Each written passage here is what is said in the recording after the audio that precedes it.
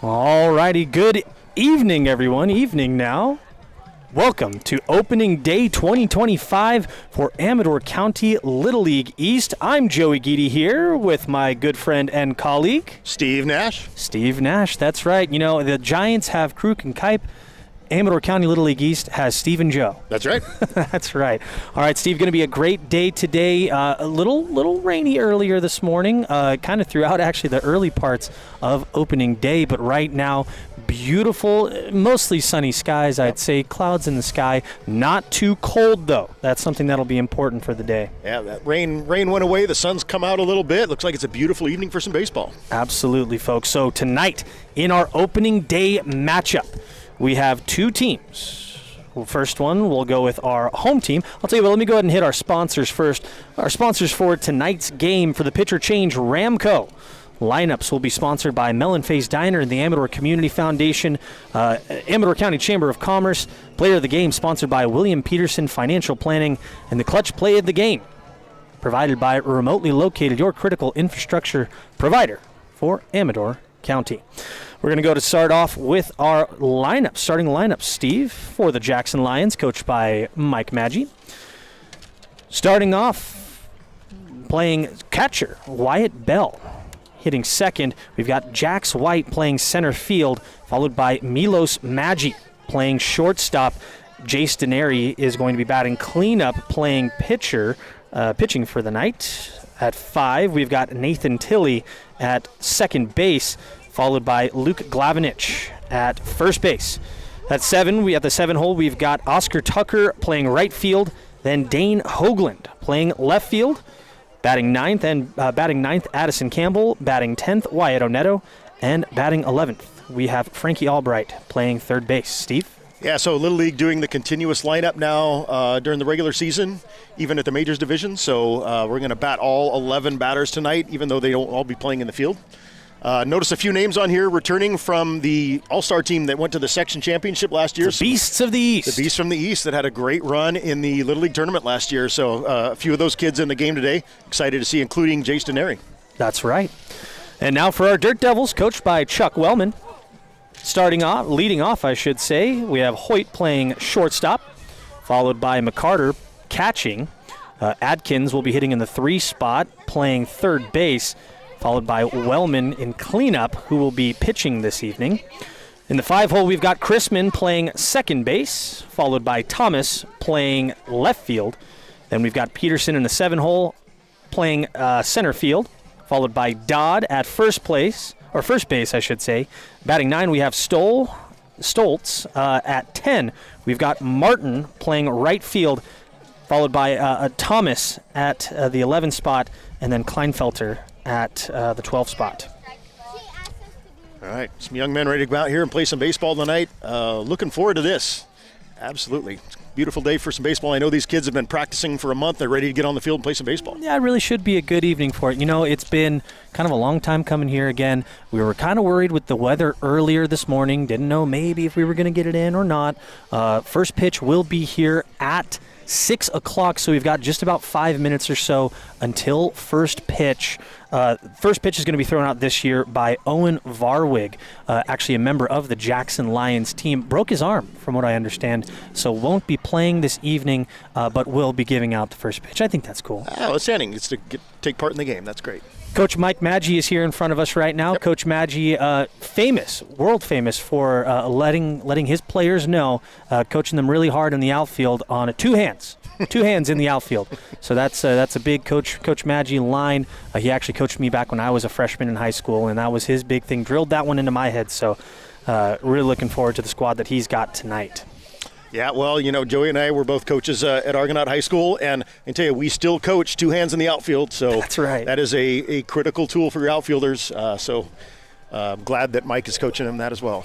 All righty. So looks like we've got a few more minutes here. Sorry, trimming myself up a little bit on our volume here. Again, great crowd for the evening. There, the snack bar is open. Looks like they've got some extra stuff going on the other side there. Older uniforms. Looks like they are trying to get new uniforms for this. You know, Steve, the thing that's interesting to me, back when I played, back in my Amador County Little League East days, it was a major league team that was the team you played for, and now They play for an Amador East team. Yep. Was that the same for you? Yeah, so growing up, I played Little League up in Red Bluff Little League, and we did minor league teams for the lower division, and once you got to minors and majors, then they were major league teams, the Cubs, the Reds, the Giants.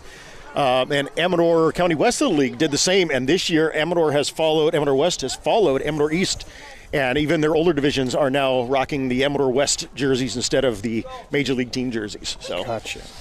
And they look sharp. I think the boys look great, rocking the local sponsors on their jerseys and with the Amador East logo on the hat and the jersey. Of course. Fantastic. Let me see again. Well, it's Amador County Property Management is the sponsor for the Dirt Devils, and for the Jackson Lions, you would think it'd be the Jackson Lions, but it's AJ Heating and Air. Joe White, one of the assistant coaches over there. AJ Heating and Air, the sponsor tonight. Again, thank you to our sponsors, Ramco for our pitcher change, our lineups, Mellon Phase and Amador Community Foundation, our scoreboard sponsor, the Amador Chamber of Commerce, player of the game, William Peterson, financial planning, and the clutch play of the game, remotely located, your critical infrastructure, clutch play of the game, I like to call it. And again, our first pitch this evening will be Owen Varwig. Now, Steve, this is a majors level game. First pitch is going to be here in just a few minutes, but a majors level game. What is the key? Because of course, you umpire at this level. What's the key to the game at this age? So the majors level, what I love about the majors level, the kids are starting to get a little older, a little bigger, a little stronger, but they're still playing on the 60-foot bases here. Right. So this is still the smaller field. The mound's only 45 feet away.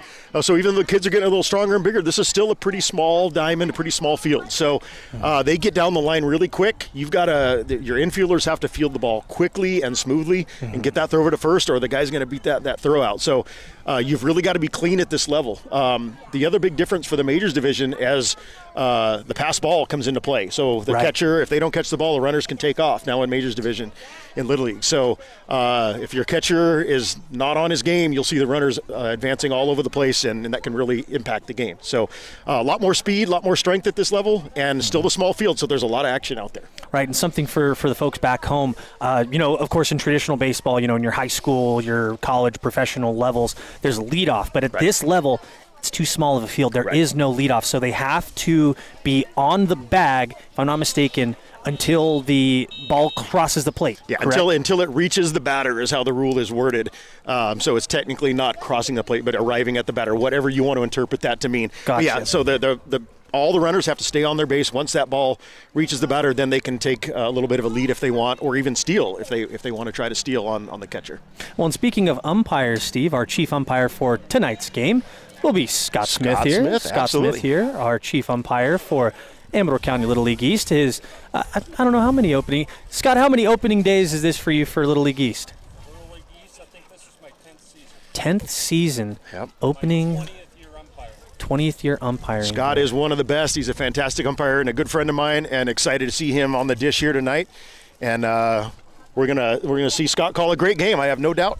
Absolutely. Alrighty, folks, looks like we still have just about a minute now. I'm going to bow out here for just a moment, and we'll go ahead and have our opening pitch. Thanks again, folks. You're listening to KVGC's broadcast of the Opening Day 2025 for Amador County Little League East.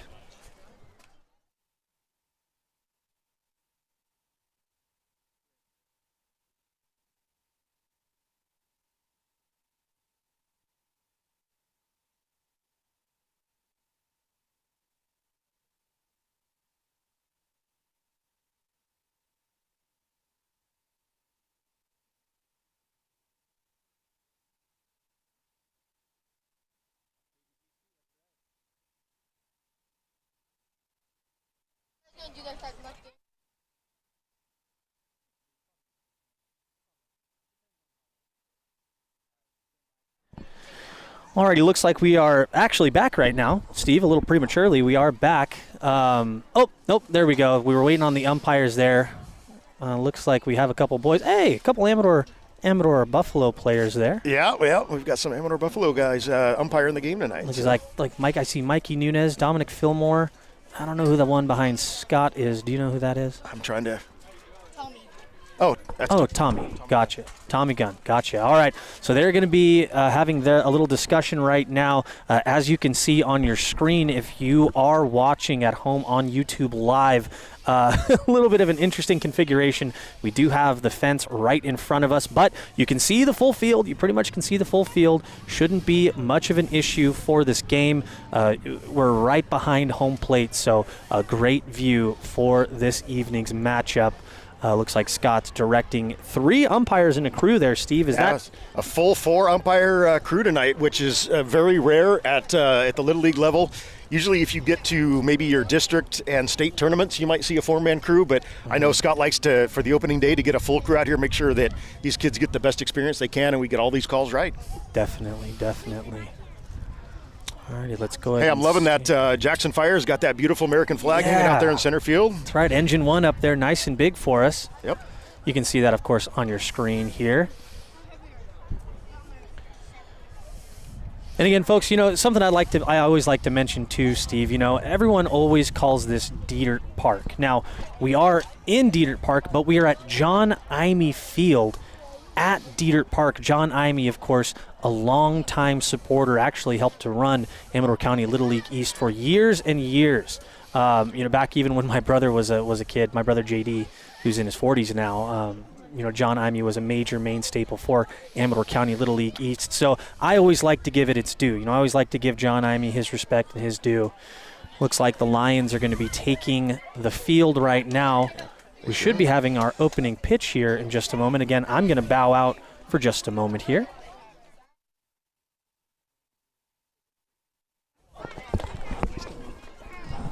Looking fantastic night.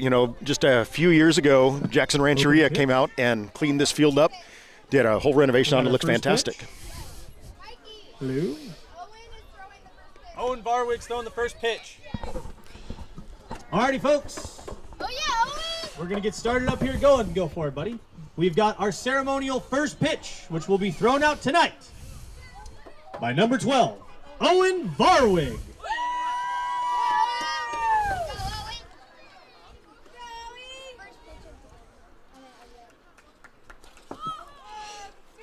Play ball! Just a bit outside on that first pitch.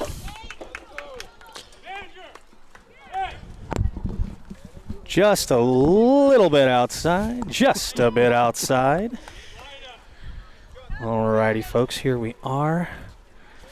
Looks like the managers will be meeting just on the side of the plate. Typically a plate meeting there, Steve. Yeah, it looks like they're trying to get these guys warmed up and get ready to go, so they're going to move the plate meeting off to the left here just a little bit.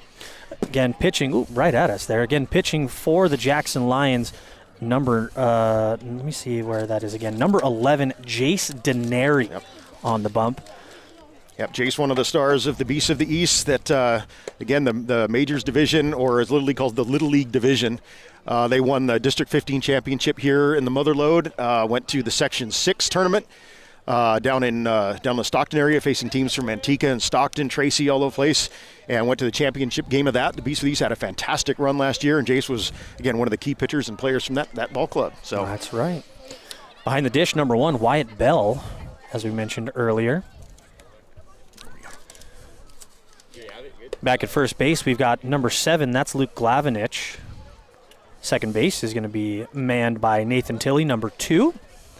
At shortstop, Milos Maggi, no stranger to KVGC here, number 6. Third base is going to be manned by Frankie Albright, number 10, with our outfielders, number 3, Dane Hoagland at left field, Jax White, number 9, at center field, and then Oscar Tucker, number 4, at right field. And again, Steve, this is something that's new to me, not new to Little League necessarily, but new to me. Batting all 11. Yep. All 11. And it looks like the Dirt Devils actually 12 players, so they're going to be batting all 12 on their roster tonight. So, yeah, this is something Little League has changed for various reasons, but it used to be once you got to the majors level, it was what we would call true baseball. You would just bat the 9, and then you would have subs coming in later in the game. And Little League has decided to change that all the way through. Even the juniors division on the big field now plays the full lineup will bat in a game. And it does make it easier on us umpires, I'll tell you that, because you don't have to worry about all the subs getting in and out and mandatory play and all that stuff because everybody's in the game. So they can freely sub infielders and outfielders and stuff throughout the game, and everybody's in the lineup. So Gotcha. Makes Well, it you know, it easier. gives everybody a little chance. You know, Yeah. gives them all a chance. yeah, absolutely. Seeing these warm-up pitches by Denary, he's got a good ball. Yeah, he's He's throwing got a them good ball. right down the middle. He's got a little bit of a tail to. I'm not sure if he's throwing a curveball, if He he's got has a a little bit of a curveball. tail to his fastball there, but I did see a curveball in there. absolutely. Looks like we've got the wind blowing in just a little bit from center field. You can see the flag out there blowing in, but not substantial. No. But here at Imee Field, 175 down the right field line and 180 to center, and I believe it's also 175 to left. A little bit of a smaller Little League field, normally Majors Division. They like to get those fields to 200 feet, but here at John Imee, we're a little bit short, so maybe we'll see some long balls out here tonight with that short fence. Maybe so. Good throw down by Bell there. Getting ourselves started up here. We'll go ahead and see how it's going to look here on our screen. Again, thank you all for joining us on KVGC on our YouTube Live, as well as on 1340 AM, 96.5 FM, KVGC, the voice of the Gold Country. Leading off for the Dirt Devils, we've got number 7. That's going to be Hoyt. Yeah, looks like we're just waiting for umpires and managers to get the last few things set up here, and said my buddy Scott Smith jumping in behind the plate. Looks like he's ready to go.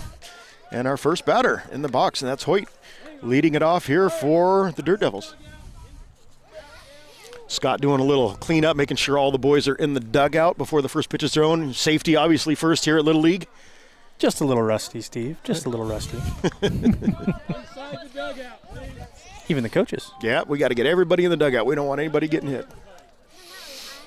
Scott letting everybody know he'll yell at everybody. Here we go. And first pitch, and that is in there for a strike. So we get started here. About 6:08 for the first pitch. Nice ball on And- the outside corner. Absolutely.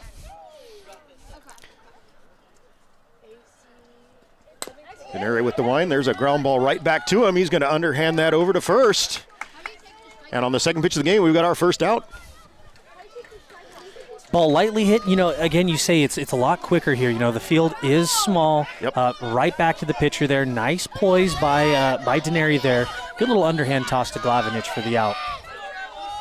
Next up, we've got number 4. That's McCarter. Carter, another right-hander in there. And we've got a ground ball to third, and that one looks like it's got off the foot of the third baseman. And that's going to be an error on the third baseman, and we're going to have our first base runner here. Yeah, just didn't get down far enough. You know, the thing we always coach is we like to say, get all the way down. Hey, Leanne, how's it going? Leanne Glavinich here with us. You got to get down, right? Glove on the ground, work down to up. And squat, of course, Yep. kind of a straight leg on that one. Yeah, Frankie Albright, probably a little bit of nerves here with the first game of the year. Didn't quite come down. Ooh, we've got a little bit high on that one. Comes right back towards us for ball 1. I think you heard me saying bad things about his third baseman. Threw it right in my face there, Steve. I think so. Took it personally. Up to bat now, number 5, Atkins. Atkins again, another right-hander. Standing in, bigger kid, and he takes a pitch right on the outside corner for a called strike. And we're even at 1-1. That's about the same place that first pitch was, too. Yep. You know, just right there on the plate. Again, Denary throws a nice ball. And that one fouled off into the parking lot. Is that your truck over there, Joey? No. All right. I'm straight back, Steve. All right, I'm hoping they won't get to me. Just a little late on that one. Of course, a pitch going to the outside like that means he's just a little bit late on it. Got a man on 2 right now. And a 1-2 count with 1 down here in the top of the first inning. Denary steps off. Maybe he wants to think about what he wants to throw here with the 2-strike count. He does have that curveball, Steve. Yeah, this would be a chance to throw it. And looks like just up and away a little bit. That was the fastball. Great frame job by Bell there. Almost sold me on it. Yep, up just a little bit. You're going to have a little bit bigger strike zone than we see in high school here in Little League. You're going to see a little bit wide of the plate and all the way up to the armpits here at the Majors Division. And that ball just inside, and that'll even the count, that'll make it a full count, 3 balls and 2 strikes. Yeah, I like to see Denary work back on this one. Yep, just up a little bit with those last couple after being really clean on the first couple. And that one just down low. Yep. Boy, that's one where if the catcher grabs it, we might get a call on that, but catcher didn't quite handle it, gets to the backstop, and it's going to be a ball 4. Right, and there too, ball goes right through the legs of the catcher. You got to know that guy's in scoring position on second base. You just gave yourself a pretty tough opportunity now, first and third. Cleanup hitter coming up here now. Yeah, looks like we've got Wellman. Wellman, yeah, number 12, Wellman in the cleanup. He's also going to be the starting pitcher for the Dirt Devils tonight. Again, a bigger right-handed batter, one of the taller kids on the team. Looks like Denary wants to talk with Bell about something here. Maybe want to keep it low on this kid. We know he's obviously a little bit bigger. Might be a little bit more of a hitting threat there, but the zone is bigger. Yeah, the zone will be a little bigger. They might also be talking about if they want to throw down if that runner takes off. Right. Or do you want to keep that ball? So a little strategy here. And there's the ball right down the middle, and there goes that runner. And he does take second base. So, yeah, the risk there, you throw down, and that runner at third might just come home, so they just let him go on that. So now we've got runners on second and third with 1 out. Good first offering there from Denary.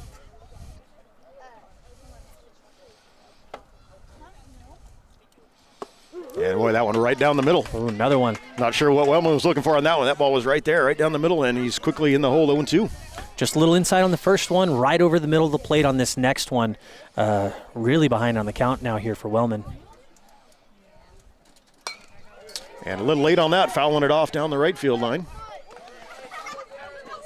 Just late on that. Another fastball down the middle there by Denary. You're ahead in the count this far. Again, we've seen that he's got a little bit of that curveball. Maybe we want to break it out for this, maybe. Yeah. It's early, though. We are early. Yeah, it's early, but, boy, this would be a great spot to use it. There it is. Yep, there it was, and it didn't break too much, but enough to get the strikeout on Wellman. Just off speed enough on that one, too. It had the spin, didn't have the break as much, but it had the spin, and that's really, especially at this level, that's the thing that might confuse the batter the most is the different spin on the ball. Next up, we've got number 1, Chrisman here. Yeah, Chrisman with 2 down, and again, runners on second and third. He's got 2 runners in scoring position, and that pitch is right down the middle for a strike.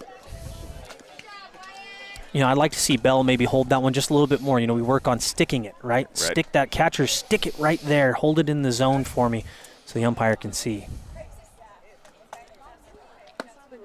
Yep, that one right down there as well. And quickly, Denary working quickly here. He's already ahead 0-2 on the number 5 batter. Great second offering there by Denary. Another fastball just on the outside corner.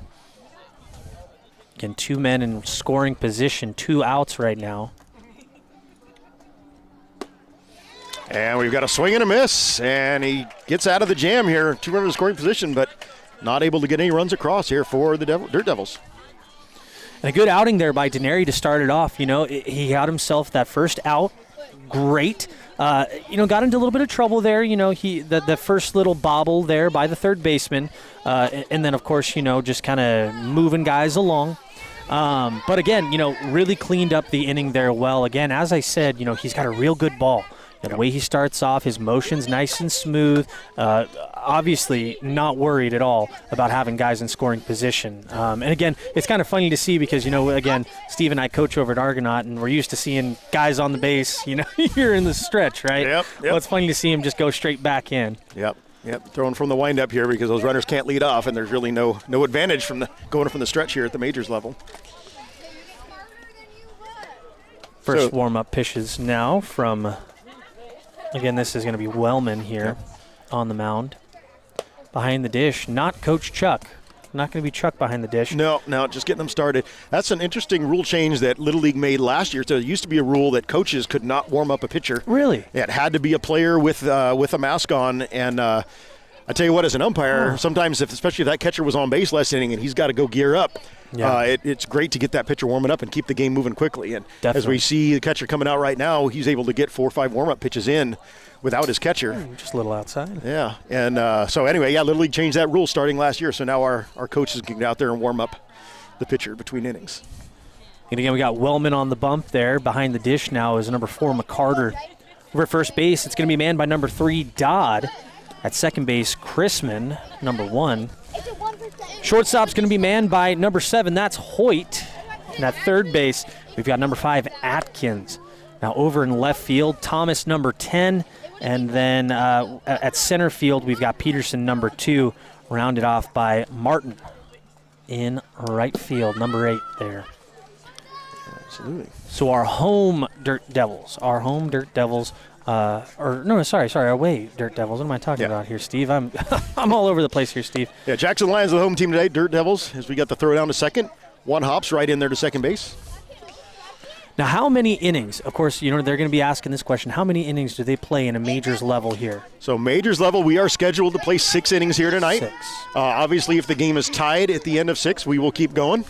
But the regular schedule will do 6 games for the majors division. Leading off for the Lions, number 1, Wyatt Bell, the catcher. And Wyatt Bell ducks down, takes one over his head. So one of the things that you'll notice here when you get into the majors division, our pitcher is probably about 5'6", 5'7", and our batter right now is probably about 4'10". So you got a pretty big difference. So he's got a much smaller strike zone than some of the other players. But that ball's right in there for a strike. Nice offering there for that first strike by Wellman. Yeah, evening the count at 1-1. Like to see Bell stay in a little bit more, give a nice poke. Yep, just up and in a little bit on that one.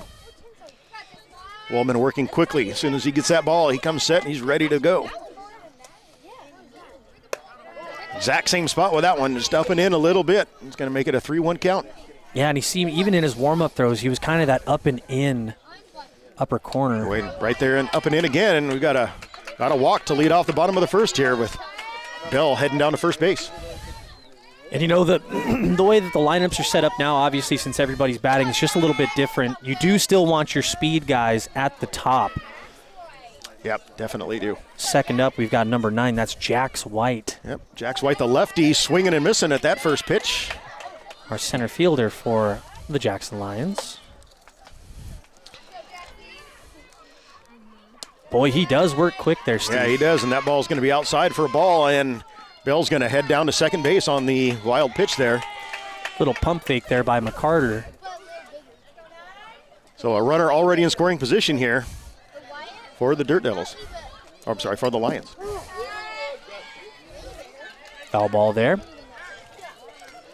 Straight back to the pad. No outs right now, Steve. Yep, nobody out, 1-2 count. And Wellman comes in, a little bit off-speed pitch there. Looks like just a little bit high. He wanted it. Looks like he was questioning. Yeah, I think that was a little bit high, though. Absolutely. Comes back with one there and gets the strikeout. Came up just a little bit lower, but still up in the zone, but enough to get the swing and miss. Yeah, and again, that curveball really didn't break as much. It had a little break on it, but it's that spin that really gets these kids. Yep. The shortstop, Maggi, up now. Maggi backing away from the ball inside. Ball right at the head there. See Wellman settle in. Ooh, that ball broke in and almost got a back door there, just inside. I might have liked that one, Steve. Yeah, right on the chalk, if you will, there, the batter's box. And that one fouled off of the batter. Right there at the box. It's going to make it a 2-1 count. Looks like he's all right. Yeah. Maggi, another key member of the Beasts of the East. That one up and over his head, and looks like we're going to have Bell head down to third base. Oh, nice slide. Nice slide into third base by Bell. Yep, getting those pants dirty here in the first inning. Mom's going to love that. So we've got a 3-1 count. Wellman's got to come in here. And he does. He gets a ground ball to third. And they're going to go ahead and concede the run, get the throw to first, and just in time. You see how quickly those runners get down to first base, even on a routine ground ball. Just barely out there at first base. First run scores of the day. Yeah, little RBI action there for Maggi. You'll gladly give up the out to get a run there and get that runner home from third with less than 2 outs.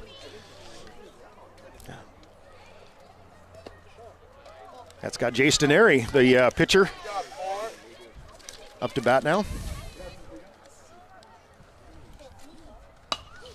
A little bit ahead of that inside pitch, fouls it off down the third base line. Hot hands to Coach White there. Yeah. 2 outs now. Oh, Denari, nice. ground ball. Looks like that's going to get through the second baseman into right field, and he's going to keep right on going into second. And he's going to be safe in there at second base as that ball gets past the shortstop covering. Boy, he never slowed down at first base, did he? Absolutely not. He rounded that, was looking back. You know, you saw that the right fielder bobbled it just a little bit. Time is out. Saw that it bobbled just a little bit there and was able to get in. Easy slide into second base there, too. Great hit opposite field there by Jace Denari. Yep. Helping himself out, of course. You know, you love it when a pitcher can hit. And we've got time here. Looks like Scott Smith might be removing a bat from the game, for maybe having some substance on it. Is going to have this young man use a different bat. So noticing something he didn't like about that and getting that bat out of the game. This will be the second baseman, Nathan Tilley. Tilley, another right-hander in there. That ball was low for a ball. Wellman again working quickly, ready to go. And that ball is popped up to shallow left field. And that is going to drop in there. Rounding it. Rounding third and scoring on the play. Good run support Is there. Denari. Denari again never slowed down. As soon as that ball hit the ground, he took off for third and just kept on going. Well, 2 outs, you want to get rolling on that one especially. And, you know, those dangerous little pop-ups just behind third base. Wellman working quick again. Yeah, Wellman right back to it. That one just down low a little bit for ball one. Luke Glavinich up here. He's the first baseman for the Lions. The ball comes inside. Glavinich back out of the way. So 2 down. We've got a runner on first here for the Jackson Lions. In the bottom of the first inning, they've already got a couple runs across.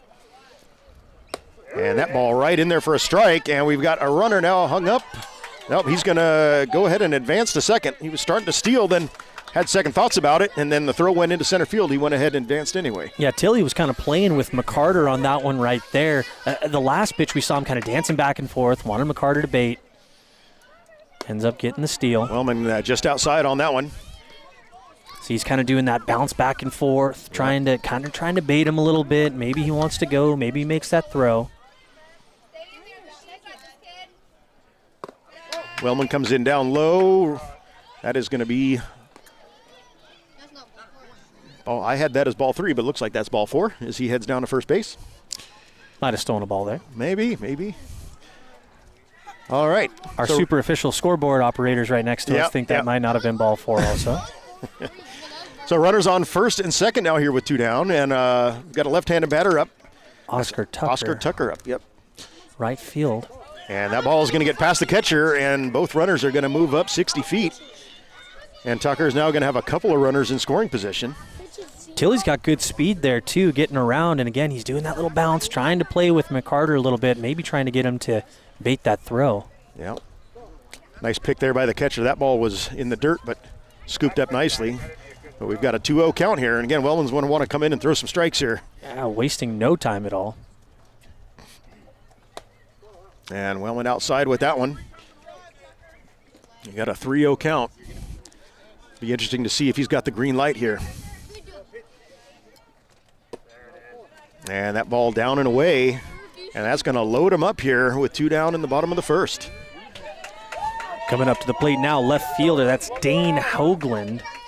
Number 3 here. Bases loaded for him. 2 outs, though, Steve. Yep. 2 down. Hoagland, again, not one of our taller players. Going to have a little smaller strike zone. Let's see what Wellman's got here.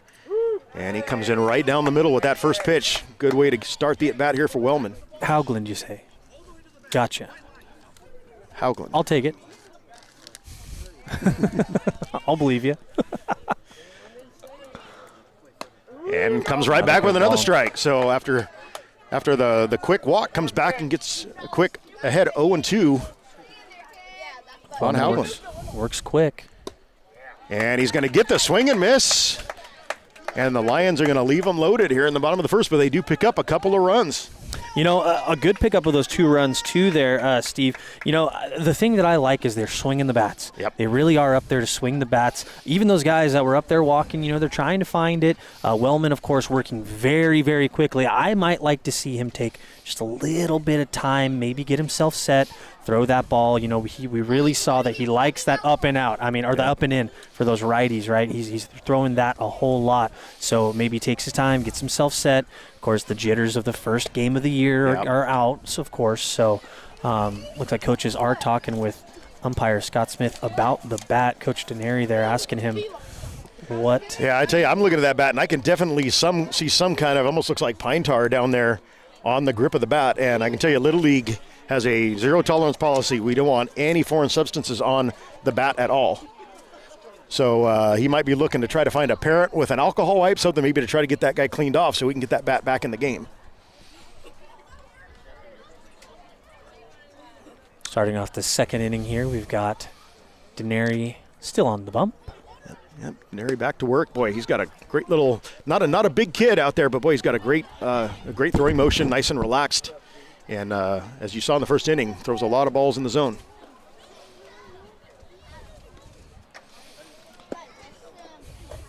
So I love seeing the youth umpires out here. We do a great job here in Amador County of getting our high school and even our junior high baseball players and kids out here umpiring our Little League games. And even though these guys are wearing our rival Amador Buffalo hats, you love to see I still love to see these guys out here working. And again, I know some of these young men, they're all ball players for the Buffalo baseball program over there. And so far, they're doing a great job here umpiring this game. Back behind us right now, we've got Coach Steven Casillas of the Argonaut Mustangs. We sure do. Also, Carson Bianchi, the slowest curveball thrower I've ever met. Also known as a diamond thief, quite a speed demon in his time with the Argonaut Mustangs. I think it's interesting that Steven Casillas has time to get out here and join us. He didn't have time to make it to the baseball practice tonight, but he's out here at the Little League game. Gotcha. Yeah, it looks like we had a mental health day for Steven Casillas. But he's out here enjoying some Little League baseball on, again, a pretty nice evening. Beautiful. It's not windy. That rain went away, and sun's still peeking through here as we're going to have the lights on in just a little bit. Not too cold here, too. First pitch is up and in a little bit, but swung on and missed. Up to the plate here, number 10. That's Thomas playing left field for the Dirt Devils. Take his first ball for a strike. And Denary comes right back to it, and again up in the zone, but swung on and missed again. And quickly, Denary's ahead 0-2 on the batter. Denary pointing to himself there. Maybe he and Bell were not on the same page for the pitch that was being thrown. And the 0-2 delivery, that's down in the dirt.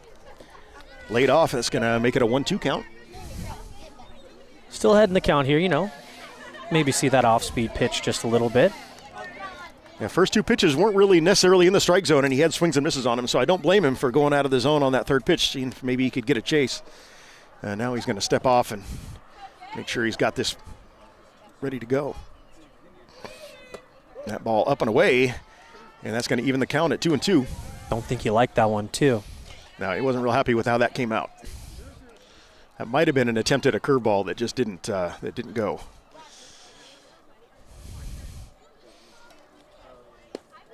And that one is going to be down, and it's going to make it a full count. Again, Denary just, settle in there. Of course, the nerves, starting off here this second inning. Had a great first inning there. Just got to get right back to it. Yep. Doesn't want to lose the batter here. Got ahead 0-2, and now he's got a full count. And that one is again low, and we've got a walk. So Denary, I'm sure, not happy with himself after getting ahead 0-2 and then throwing 4 straight out of the zone. Next up, we'll see number 2. That's Peterson, center fielder. Yep. Haven't seen the arm yet, really, from Bell. And there's a ball right on the outside corner of the plate for a called strike. No offering there from the base runner at first base there. Again, that's Thomas.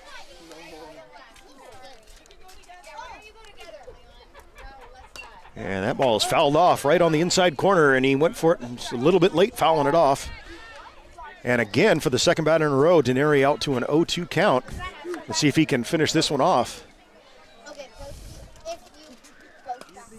And on the inside corner, fouled off again. He was quick on that one too there, Steve. He was real quick on his release for this next one. Maybe trying to get the batter's timing off, helping himself out with some speed. Yeah, looking like Wellman on that one, was just hopping to it and getting that pitch delivered. And down low, the runner was thinking about going, but heads back to first on that one. Good job popping up there by Bell. Yeah, pitcher reading that ball in the dirt, but great job by Bell keeping it in front of him and not allowing that runner to advance. And that one, again, is going to come in high. We got a full count now. Looks like we're 2-2, I think. 2-2. 2-2 is, again, Denary with the 0-2, and then a couple of balls to even the count here at 2-2. And comes to that one, and he got that one. That's a drop third strike, so we're going to have to make a play here, and they are not. So the runner is going to. First base was occupied. Right. You're right. Was occupied. Runner took off, but first base was occupied, so the batter is out. But the runner did advance as that ball went all the way to the backstop. Good catch on that one, Joey. I'd forgotten we had a runner on first base. All good there, Steve. That's what I'm here for. Runner on second now. We got one out. One down, yep. Coming up to the plate now, this is number 3, Dodd. He's the first baseman. Yep, Dodd looks like a first baseman. One of our bigger kids out here. A little taller than some of his teammates. Solid right-hander, steps in.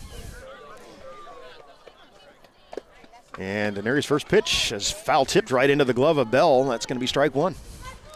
Still sitting 2-0 here at the top of the second inning, I should say. Denary again working quickly, comes set, and right down the middle with that one. And boy, he's doing a great job of getting ahead of the batters here in this inning tonight. Like 0-2 on all 3 batters. We'll see what he does here with it, if he can finish it off or start to nibble a little. And he goes right back in there and gets a swing and a miss for out number 2. Great job there by Denary, too, really working that strike zone, kind of up, kind of down. Right there in that last one, lower in the zone, getting the swing. Didn't see swing from those first couple pitches from Dodd. Next up, we've got number 5. This is Stoles. Stoles takes one right there at the knees for a called strike at the lower end of the strike zone. Again, Denary all over the strike zone today. Mostly in the strike zone, too. And Jess down and away on that one, even the count at 1-1. Rotation on his ball is a little different, too. I can't tell if he's throwing, maybe it's like he's switching between a 2-seam, 4-seam. And another foul tip. Looks like actually Bell didn't hang on to that, so a foul ball there. 1-2 the count, and again, Denary getting ahead early with a 2-strike count on a batter. Stoll's taking a minute to talk to his coach, and now he's back in ready to go. And the 1-2 pitch, and that is right there for a maybe not third strike. Maybe not the throw we want to make there by Bell. Yep. First base was not occupied. He's safe there. At second, he's safe at first base. Wasn't occupied, so he should be safe at first base. Even with 2 outs, even if first base is occupied, you can still go on that situation. Right. So he would have had to make an out there. And looks like we are going to continue the inning here. You're absolutely right. So the catcher Bell went to third on that, but he did not have a force at third. So that ended up putting allowing the runner to advance to first on the drop third strike. Right, just forgetting the situation there. That drop third strike. This level is the first time that they experienced that. So just showing that little bit of inexperience on it. Of course, young guys can't blame them too much. Yep. There's a good chance. It looks like Bell may be one of our younger gentlemen here tonight. This might be his first year playing at the level where he's got to worry about that drop third strike. So something new for him to learn. And Denary gets right back to it and gets a first pitch strike. Batter up now is the right fielder. This is number 8, Martin. And again, Denary right back to another 0-2 count. Getting it right down the middle there, a swing and a miss. Yeah, first 2 offerings to Martin right down the middle. And right back with a 3-pitch strikeout. So Denary says, all right, you want me to strike out? Yeah. Get 4 outs this inning, I'll do it. Absolutely. They're really riding the arm right now of Denary. He's doing a great job keeping it in the zone, making sure that he's hitting those spots. Again, a little bit of that inexperience that we're seeing there from Bell. That drop third strike, you got to know, even if it's 2 outs, you got to go to first, right? Tag him, go to first, make sure that that out is secured. Like Wellman will be coming back out here for the Dirt Devils. So I'm seeing Coach Maggi off here to my left. It looks like that bat got cleaned up and brought back into the game. So we have our equipment situation handled.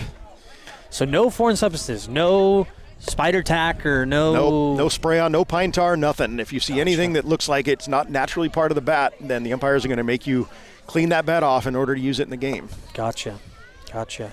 Little League has pretty strict rules around bats. There's just a couple of, actually at this level, it must be a USA Baseball branded bat. Okay. That's a specific style of bat with length and weight and drops that they allow. They have a certain coefficient of batted ball so that the ball doesn't come off of them too hot. They don't want these things where these kids are hitting these balls 300 feet at this level. So the ball must have the USA Baseball stamp on it. They can use a wooden bat if they want to. Wooden bats are allowed at any level of Little League if you want. Cool. But if you're using a aluminum or composite bat, it has to have that USA Baseball stamp on it. So is that similar to like the BB Core, the BSER? Exactly. So once you get into high school and even the juniors level of Little League, the BB Core bats are what are allowed, and it's a little bigger bat, little more weight to it than you have in the USA Baseball bats. Well, the drop ratio is different too. It's that drop 2, drop 3. Yeah, BB Core bats are all drop 3s, which means if you've got a 32-inch bat, it's going to be 29 ounces. So they call that drop 3. The weight is 3 less than the length. And we've got our throw down to second. Looks like we're about ready to start the bottom of the second. Carter's got a nice strong arm there. Yep. I might have liked to see him pop up there just to get the practice in on it. Wanted to stay down underneath for it, but first offering here we've got up to bat right now. This is number 5? Is that Campbell? Addison Campbell, Yep. yeah. Number 5 looks like Addison Campbell. 5, Addison Campbell. Wellman again working quickly just a little bit outside on that. Gets to the backstop, and that's going to be ball 1 to start this at bat. Strong arm by Wellman, too. Got a nice strong arm. Big kid using the length. Yeah, he's got that high set, too. Doesn't bring the ball down to his waist. Keeps that glove nice and high. And he's got a swing and a miss there for strike 1 to even the count. Just a little late and there. Boy, he is right back to it. Oh, right at us. Right at us there, just up a little high. Good thing we got protection between us and the baseball. Yeah, I'll say. And that was about 6 inches from us. So 2-1 the count. Wellman right back to it and down low. 1-2 should be 2-2 now. Should be 2-2. He's got a swing and a miss. And that's fouled off. So definitely 2 strikes now for sure. 2-2 count. Should be here. Yeah, Wellman is one of those, boy, he just gets on the mound and gets that ball and throws. Gets himself ready to go. And it looks like it was 3-2, so we've got ball 4. So our scoreboard operators to our left did have it right. Good job, gentlemen. I could have sworn, Steve. I could have sworn. Well, maybe we're all just wrong here. All right, so we've got a leadoff walk here for the Jackson Lions. As Wellman on the outside corner gets the called strike. This is number 8, Wyatt Oneto, member of the KVGC extended family. And Wellman again comes back right down the middle with another pitch. Not sure what Oneto's looking for, but he's taking a couple of balls right down the middle here, and he's down 0-2. And that one's way inside. Oneto backs out of the way. His uncle Aaron worked for KVGC recently.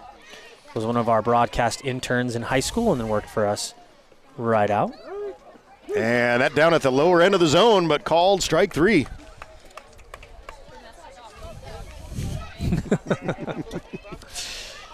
That'll be our first out here. Tell you what, Scott Smith, a good friend of mine and a great umpire. He does like that ball a little lower in the strike zone. You'll get that ball at the low end of the knees. Called a strike sometimes. That one was up in the zone, and I'm not sure why he didn't go on that. Him there. Yeah. Runner was a little hesitant, but he easily could have gone to second on that ball that went to the backstop. Campbell sitting right there. Coach Denary didn't send him. And that ball low and away. And 2 balls and no strikes to count. Up right now, by the way, number 10, this is Frankie Albright, the third baseman. And that ball right in there at the knees for a called first strike. And 2-1 the count. And Wellman outside with that offering, and that's going to make it a 3-1 count. is rounding out the bottom of the lineup here. Batting the 11th here is Albright. And Wellman comes in on the inside corner. Great pitch, fouled off. And this is where the changeup in the way that the makeup of your order kind of comes into play, right? You don't necessarily want, oh, right after this. Oh, swing. And he's going to say he took a swing on that. Yep. Now you want a good hitter at the bottom of the lineup again. You always want speed at the bottom of your lineup. Yep. But now you want a strong hitter at the bottom of your lineup too, because you want to be able to send off these next few guys. Yeah, having these larger lineups makes you really rethink how you want to set your lineup up. And there's a ball, again, on the inside corner for a called strike. And Wellman working all the different corners of the zone right now. Back to it with the catcher, Wyatt Bell, batting leadoff. Oh, that one fouled right back at Joey. Promise I didn't say anything bad about you there, Wyatt. You're a great catcher, buddy. You're great. You're great. And 0-2 count. Wellman comes back and pops that one up. And it is going to be out of play. Right back here into the fans. Just foul. And the count will remain 0-2. Good swing there by Wellman, or by Bell, I should say. Yeah, back to the top of the order here with Wyatt Bell. He walked, I believe, to lead off the game. Yes. No. Yes. Walked to lead off the game. Stole around. Ended up scoring. Yep. He was our first scorer of the game. Denary was our second, of course. And hits it right back to the pitcher on this one. And he is just going to run that to first base. Trusts himself to make that play and gets there in time. Sometimes you trust yourself more than the first baseman. I guess so. And gets the third out of the inning and keeps it a 2-0 game. That's right. Already we're going to be moving on into the top of our third inning here at John Imey Field in beautiful Jackson, California. Joey Geedy, Steve Nash here for the KVGC crew. Again, like to thank our game sponsors, our Pitcher Change Ramco Services, our lineups, Melon Phase, and the BG Lounge, and of course, Amador Community Foundation, our scoreboard sponsor for the game, the Amador County Chamber of Commerce, player of the game, William Peterson Financial Planning in Jackson, and the clutch play of the game, the remotely located critical infrastructure clutch play of the game. Beautiful day out here. It's starting to cool down a little bit. That sun has gone behind the hill here where Argonaut Mine would have been, and so we're in the shadows here at Imey Field, and it is cooling off a little bit. We had a high school game here last night, a couple of showers, and a very cool night for our high school game. Yes. Not quite as cold tonight, but still a little chilly. Denary pitching to his father there. Warming himself up. Denary back out here for the third inning. Now, pitch count for Little League. Is there a pitch count? What is the pitch count? Yeah, they definitely have a pitch count, and boy, I should have brought the book out. It's early in the season, but they're here I am quizzing you. Yeah, they're quizzing me. So I believe for the 11 and 12-year-olds, I believe it is 85 is the max they can throw. I might be off, and it could be 95, but I believe it's 85 pitches. So they're going to make sure that they stay under that limit. And then once they've thrown any certain number of pitches, then there's a certain number of days that they have to rest before they can pitch again. And Little League takes that very seriously. So if a pitcher throws 65 or more pitches, they've got to take 4 days off before they can pitch again. So being here that it's Friday night, their next game is probably next Tuesday. So if he throws over that 60 count today, he won't be available for their team next Tuesday. So be interesting to see if they keep him at a lower pitch count so that he's available for the game next week, or if they let him go deeper into this game. Well, we know that they're definitely no shortage right now for pitchers. Of course, Maggi, another proficient pitcher for the Lions. Good throw down there by Bell. Looks like we have a change at third base. Looks like Wyatt Oneto is now our third baseman. I can't tell if we've got any changes out in the outfield right now. We're not necessarily in the know here of all these changes, but one of the changes with that continuous batting order is that the coaches can just switch out their fielders whenever they want. It does not affect their lineup. Really?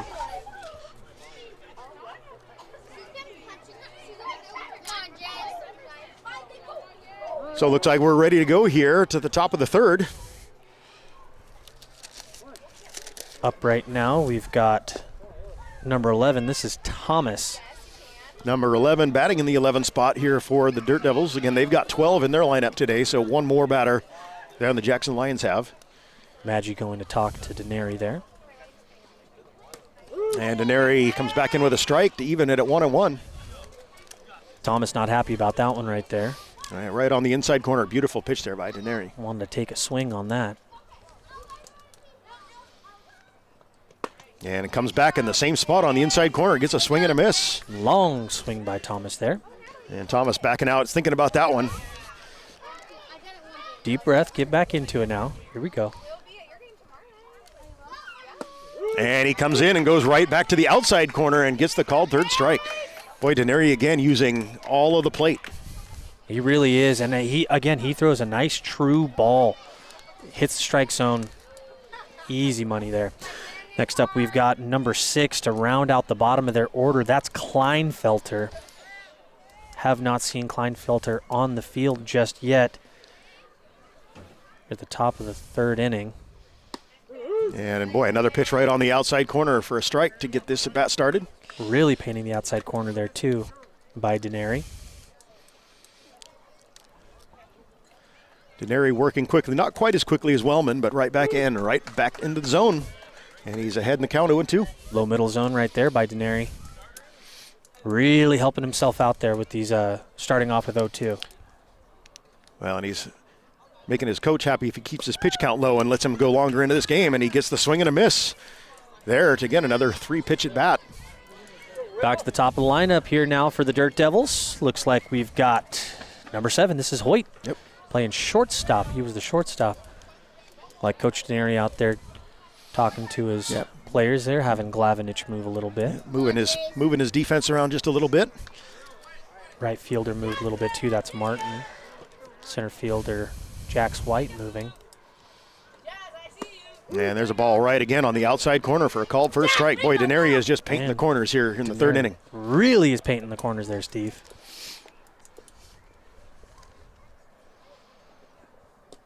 And comes back into the inside corner and gets a swing and a miss. Soft swing there by Hoyt. Maybe didn't want that one. Yeah, kind of a last-minute swing. Didn't really have much on it. And now we've got an 0-2 count with 2 down here. Really comfortable spot for Denary. And we got a foul right there at the plate.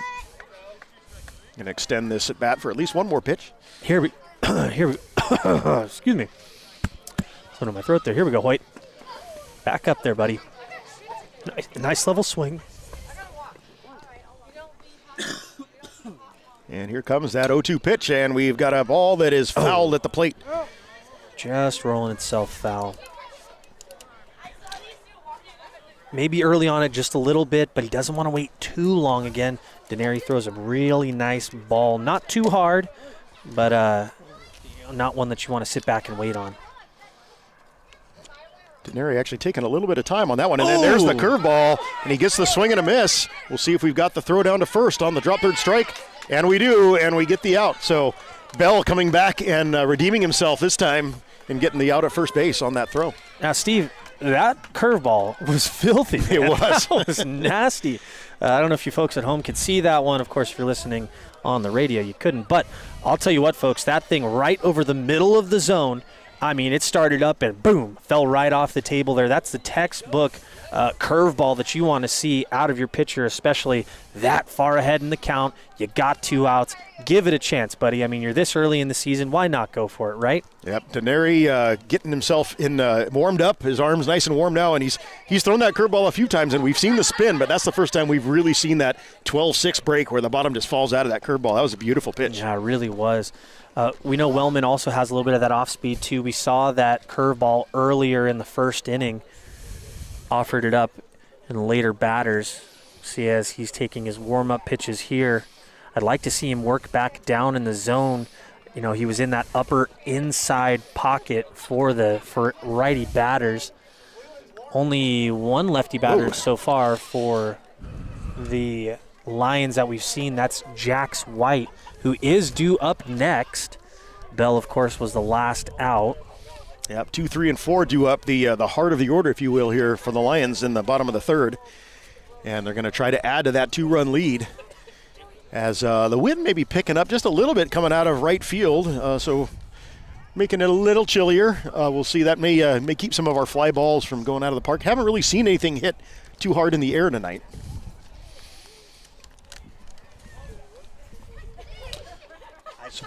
So Wellman, again, with that high set, doesn't really come to the waist and get ready. And his warm-up pitches, he's staying down with so far. He's actually probably a little farther down than he'd like to be on these first couple warm-up pitches. But maybe that's an adjustment he's working on, trying to keep that ball a little lower in the zone here in the third inning. Beautiful pitch on the inside corner there. Haven't seen White, or we saw White up to the plate earlier, struck out on his first offering. Again, the only lefty batter that we've seen for the Lions. Maggie, of course, with Bell on first base, or Bell stole over to second, sorry. Right. Maggie hitting that sacrifice to send him back over. Ooh, nice throw there, one hop. Good toss there by the catcher, McCarter. Yep. All right. And we're just about ready to get started here in the third inning. Again, this game moving quickly. Both pitchers working very quickly, but Wellman here for the Dirt Devils works very quickly. So we expect to see that again here in the third as that ball's up and away for a ball. Again, that's the spot that he really seems to be throwing a lot. Maybe his arm's staying out a little bit longer, releasing it up top. Needs to follow through just a little bit. Yep. And got it down, but a little bit outside on that one. Is now 2-0. Jack's nice patient batter. And fouls that one off of the catcher's mask. And we're going to make sure he's okay. Ball on the outside edge of the plate, fouled off right to the catcher. And Scott's just making sure he's okay before we let him resume any activities. And it looks like he's good. We get the fist bump from Scott. There we go. And we're good to go. 2-1 now for White. 2-1 pitch, and we've got a line drive into center field, and that's a base hit. So Jax White. Smoked that one, Steve. Yep, right back up the middle. That's what we love to see. Smoked that one there. Good shot by White, nice and patient. Perfect, as they say, right down the middle. Was able to give it a nice shot. Straight line drive through to the center fielder. Well, let's see if Jax White's going to be on the move to try to get in scoring position for Maggie here. And first pitch swing, Maggie fouls that one. Looks like off his foot maybe. Yeah, looks like White is really eager to get moving there. Yeah, he was off quickly as soon as that ball got to the plate. And boy, there's a replay of the last pitch. Another ball on the inside corner, and he fouls it off down the third baseline. Well, Maggie's taking it where you want it to go, right? That inside ball, you want it to go down that third base line for a righty. But, of course, you want to be a little bit more patient on it, send it back down that third base line just a little bit further, right? Yep, absolutely. 0-2 now for Maggie. And exact same location, maybe a little farther inside, and again fouled off. Athletic move by Coach Mike Maggie there. Yep. Atta baby, Coach. Little kick hop right to him. So Wellman, and we've got a dribbler right back to him. He's going to have to hurry, and he throws it away to first base. That is going to go all the way into the right field corner, and we're going to run for a minute. Dangerous, Steve. Jax is going to come all the way around to score, and Maggie's right behind him. And we're going to have an inside the Parker for Maggie on a ball that didn't go more than 20 feet off the bat. Just a tough break there for Wellman, trying to make that easy toss to his first baseman just inside of him, sends it all the way down, and that's a deep right field fence there. It sure is. Steve. Goes way back into the corner, and that ball went all the way into that corner. Good speed by Maggie as well. Wellman comes right back to it, and that ball is going to be inside for a ball. Boy, that's what we call a Little League home run, and you'll see them all the time. You get that misplay, and the ball rolls, and next thing you know, everybody's off and running. But I tell you what, I think Maggie, by the speed he got out of the box, really made Wellman speed up his throw and probably forced that throw to be a little off target. Wellman comes back, gets a ground ball back to the pitcher again, but ricocheted over to short. Oh, good play. Not in time with the throw over to first. Good throw there by the shortstop, though. Again, that's number 7, Hoyt. Yep. Real good play, nice fielded, went right back at the pitcher, skipped off of him. Good pickup there by Hoyt just behind it. Yeah, and that ball being deflected off of Wellman slowed it down just a little bit and made that a tough play. That was Jace Denary. Denary's going to take second easy. Up now is Tilley, again the second baseman. Yep. Tilley, again, one of our shorter players up there with a runner now in scoring position. Good speed, though.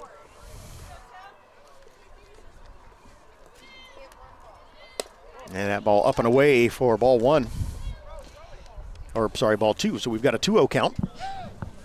Here to Tilly again. Denary out there at second base. Trying to bait that throw. And then ball on the inside corner, swung on and missed.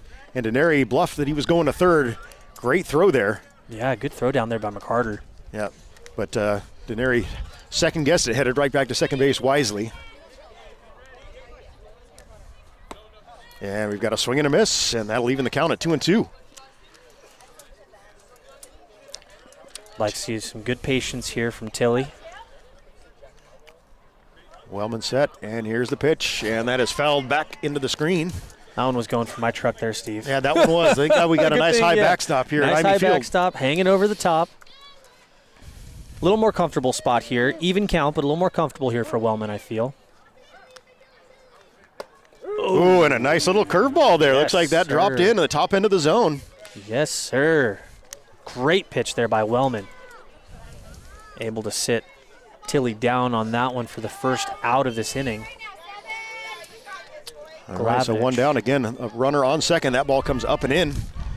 And the batter and the umpire get out of the way. Glavinich in here, the first baseman.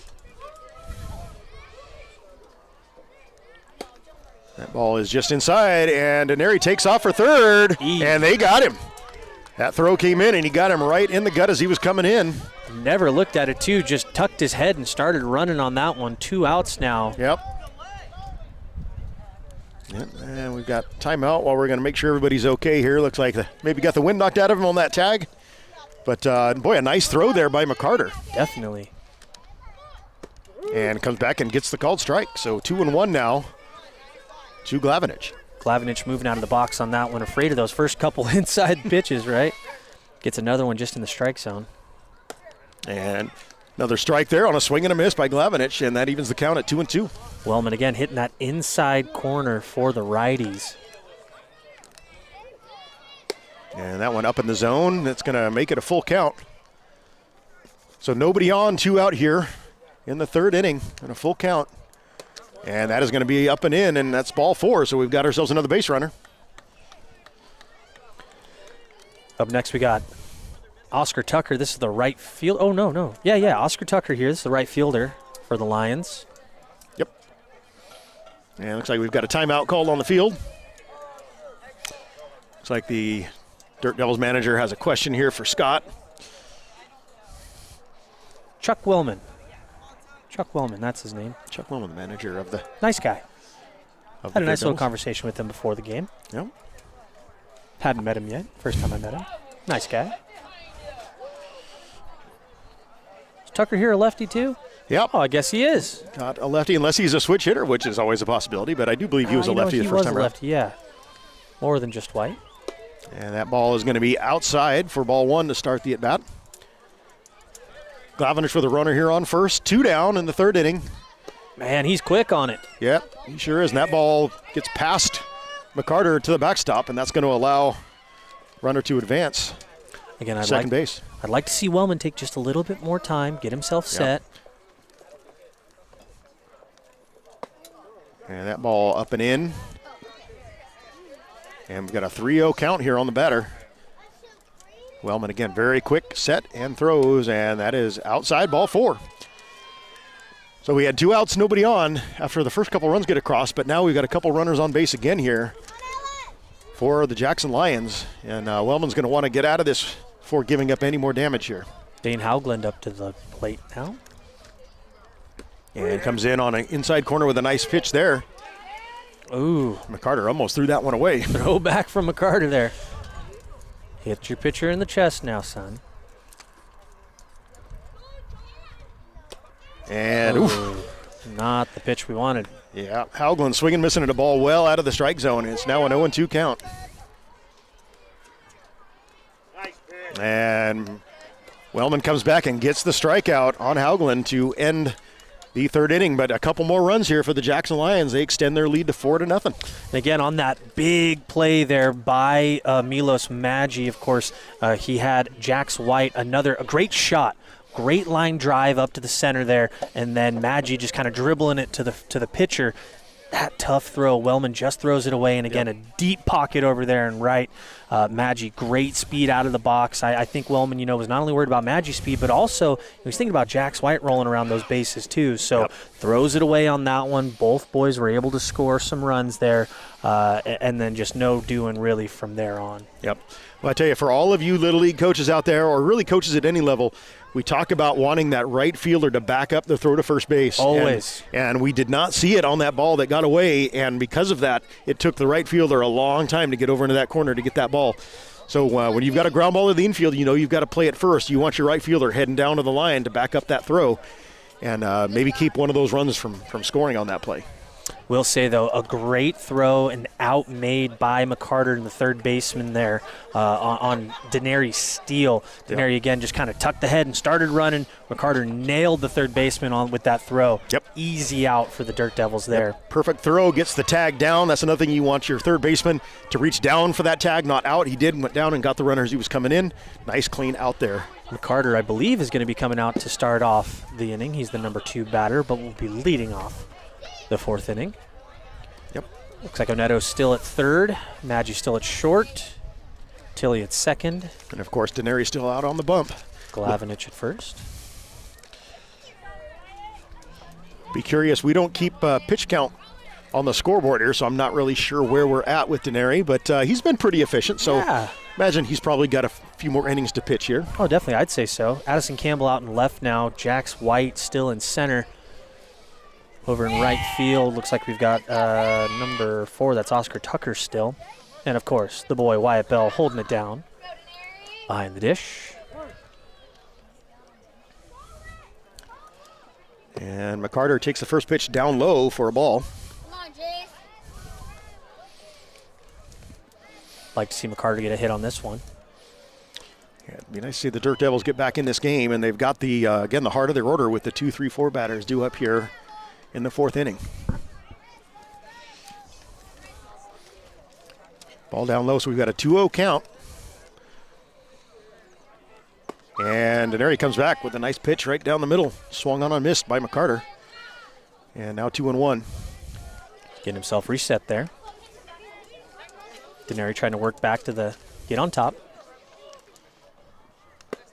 And again, nice pitch right on the outside corner there. So I'll tell you what, that ball probably about a ball length off the plate, but in Little League Baseball, you're going to see that called a strike most of the time. Spin on that one looked like maybe an off-speed pitch as well. Yep. And we've got a ground ball right back up the middle. Shortstop's got it. Over to first in time, and a nice clean play there for the Jackson Lions. Yeah, Maggi to Glavinich on that one. Nice, easy pop. Ball went straight to the shortstop. Maggi played it well. Easy throw and catch. Out number 1. Yeah, great looking play there by the Jackson Lions. That's what you want them to do. A nice routine play. Fields it cleanly, throws it cleanly, and they make the out. Again, but even on a routine clean play, maybe only by a step or two out there at first base. These short fields, they get there quick. It's like we got number 9 up right now. This is Adkins. I have him written down as number 5, but he's playing position 5. There you go. Number 9. Yeah, I talked to the coach earlier. Originally, he had it written down. Adkins was number 9 or number 5, and he was playing number 9. So maybe he had it backwards on that one. Gotcha. And we've got a called strike there after that first pitch out of the zone, evening the count at 1 ball and 1 strike. Good ball right back down the middle there by Denari. Absolutely. Atkins, another bigger kid here. And boy, another pitch right on the inside corner, right up at the armpits. That's a great spot. A lot of guys are going to lay off that thinking it might be up and in, but right at the corner of the zone. And he's ahead in the count, 1-2. And looks like Denari wants to talk with Bell there for a minute. Discuss what they want to do here in the 1-2 count on the number 3 hitter for the Dirt Devils. Maggi a little nosy on that one. Just wanted to hear what the boys are doing.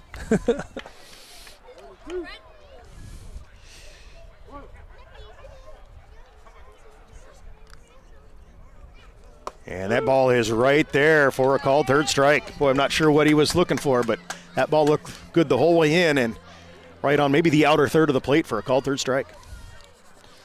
Tell you what, Smith's zone has been extremely consistent. Absolutely. This entire game. It's been a very, very good zone. Again, Scott, a great umpire, been umpiring here at Amador East for about 10 years, umpiring overall for over 20 years. Just a fantastic guy. He's the umpire-in-chief here for Amador East Little League and for District 15, which covers Amador, Calaveras, and Tuolumne counties. So he makes sure all of the umpiring is in order for all 3 counties up here in the Motherlode, and just a great human being as well. First pitch ball there. And now we've got a ball right back up the middle. Second baseman has it, but not in time on the throw to first. Boy, deep in the hole by the time he got that, and again with these short bases, able to beat that out. Great shot back up the middle there by Wellman.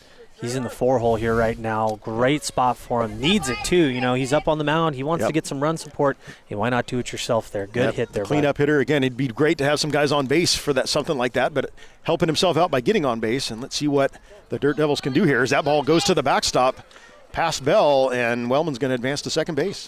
Fast, too. Wellman was quick on that one. He knew he was going for it. Again, one of the bigger kids, some longer legs. Makes it a quick jaunt down there to second base. Chrisman up to bat right now, number 1. Been playing second base. And again, on the probably low end of the zone on the outside corner, beautifully placed pitch there by Deneri for a called strike. Evens the count at 1-1. I'll see a breaking ball on that, right? Yeah, looked like it. Maybe just a little drop as it came across the plate. And there we've got a ball out into right field. That's a base hit. That is probably going to score a run as Wellman comes around. It does. Here comes the throw to the plate, and Chrisman just keeps on running. He's heading to third, and the throw in is not fielded cleanly by the third baseman. And probably a double with taking third base on the throw there by Chrisman on a really well-hit ball to right field.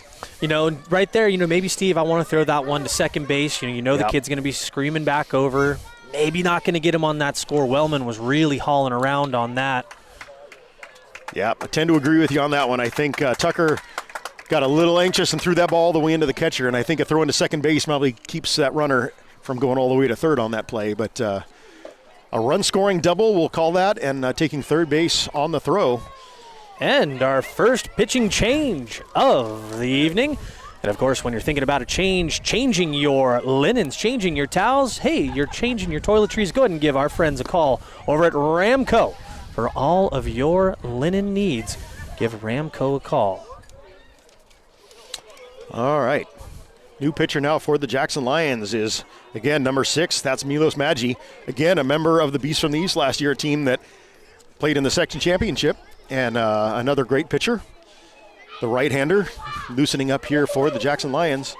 And maybe a little bit more velocity than Deneri, just in his warm-up pitches here. Looks like his teammate's doing a little maintenance on the mound out there. Yeah, a little more tail on the ball, looked like there. Well, I'm not sure on the pitch count, but I would guess that was probably around 50 for Deneri. Sure. Which makes sense because that would keep him eligible to pitch on Tuesday when they have their next scheduled game.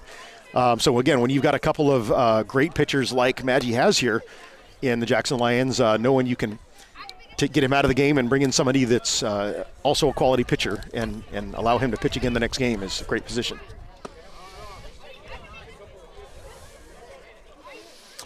It looks like we've got Thomas due up here, and he's going to have a runner on third with Chrisman. That's Chrisman with a K. I know we've got quite a few Chrismans with the CH here in Amador County. That is not one of them. That's Chrisman with a K at third base.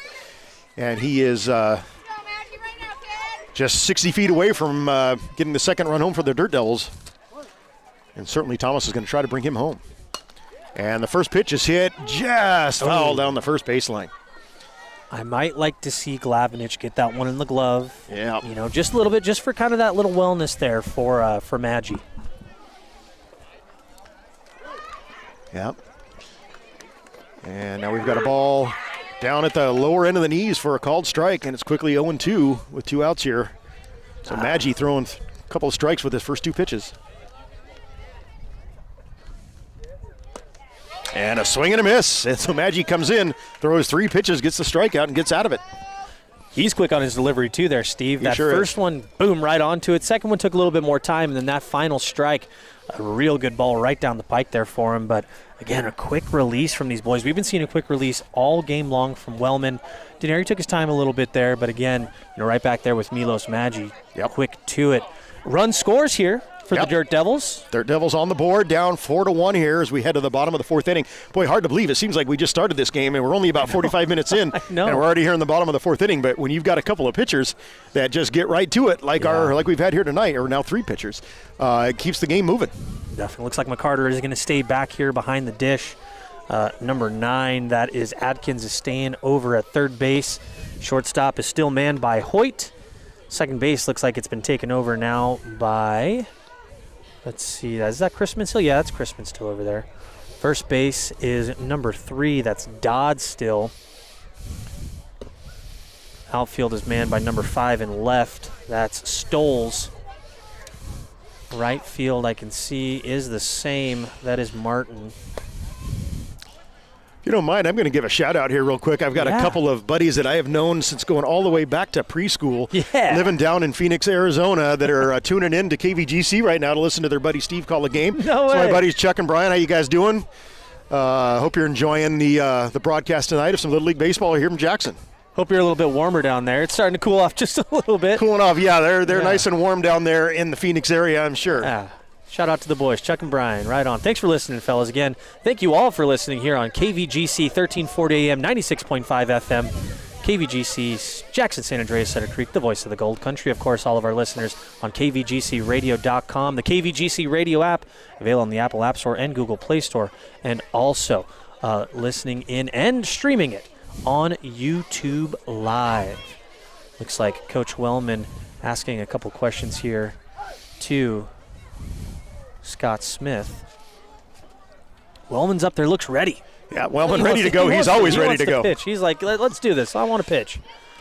Up right now for the Lions, we should have number 5, Addison Campbell, who's been playing right field now for the Lions. Campbell, the number 9 hitter. Again, they've got 11 batters in lineup, so the bottom 3 in the order due up here in the bottom of the 4th for the Lions. Again, the Dirt Devils may be looking for a chance to get off the field without giving up any runs here in the 4th with the bottom of the order, but we'll see what the Jackson Lions have to offer for him. Campbell watches that one skip right past his face. Yep, so quickly 2-0. Ooh, and looks like he held up on that just barely, and that's going to make it a 3-0 count. That ball was up in the zone. He just almost went around. And comes back in and gets a strike there with the 3-0 pitch. Great ball there by Wellman. Exactly where he needs to have it. Behind in the count. Get yourself a strike. And again, Wellman quickly ready to go and comes right back with another strike and quickly makes it a full count. So got that 3-0, but battles back and makes it a full count here. Campbell looking for the walk on that one, but full count now. And Wellman comes in and gets the strikeout with another great pitch on the inside corner at the knees. Great location. Yeah, great way to battle back there by Wellman. Looks like his night may be done. Yeah, looks like probably another pitch count situation. Obviously, Wellman doing just fine out there, but they're probably keeping him under a certain number to make him available for another game. Again, for your pitcher change here, when you're thinking about a change, changing your linens, changing your towels, changing your toiletries, go ahead and give our friends a call over at Ramco Services. They always do a great job for you when you're thinking about that change. Think Ramco. Looks like up to the mound now to pitch. I'm trying to get a number, Joey, and I can't see it. Third baseman, that's Adkins. All right. That's Adkins, number 9. Again, he's written down as number 5 on Gotcha. That's on why the I lineup think maybe card that's we've why I got. was struggling there. Yeah. Yep. Number 9, Atkins coming in from the hot corner at third to take the mound here with 1 down in the 4th inning. Good velocity from Adkins as well that we're seeing here in his couple warm-up pitches that we've had. Absolutely. Comes in with a single out here. Hey, shout out to your buddies listening in Arizona, man. That's cool. Yeah. That's really cool. I'm glad. We shared it over to Facebook, of course. We shared it on the KVGC Facebook. I shared it on my own personal Facebook. Steve, I'm sure you shared it on Yes, I did yours. as well. Absolutely. The sound waves of KVGC making their way all the way down to the desert and entertaining folks all across the country. That's right. They make their way down to Ione. Is Karen listening in, or is she over baseball right now? I'm not sure. I'm not sure if she's tuned in, but I imagine she's probably giving a listen at home. Awesome. Then maybe my son Grady in there listening to Dad on the radio. I'm not What sure. up, Grades? Grady finished with his Little League career, now a sophomore at Argonaut playing baseball for Joey and I, and He was a pitcher down Little League, and I had just an absolutely wonderful time coaching him through his Little League career. I absolutely love the Little League program. Just such a great program. I love giving back to it. Played it as a youngster myself with my buddies Chuck and Brian, and now get to give back in umpire. That's right. Grady's umpiring as well. Absolutely. Also, I'd like to give a shout out to Grady too. Been a great leader this year for us on the JV Mustangs. Got a good little group of guys there on that JV squad. Absolutely. And again, shout out to the Amador Buffaloes. 3 of our varsity Amador Buffaloes are out here right now. Yep, umpiring and doing a great job so far. They sure have. Nunez looks nice and warm. Fillmore's got his hands in his pockets looking cold. Tommy Gunn's over there, hands behind his back. Looking cool as a cucumber.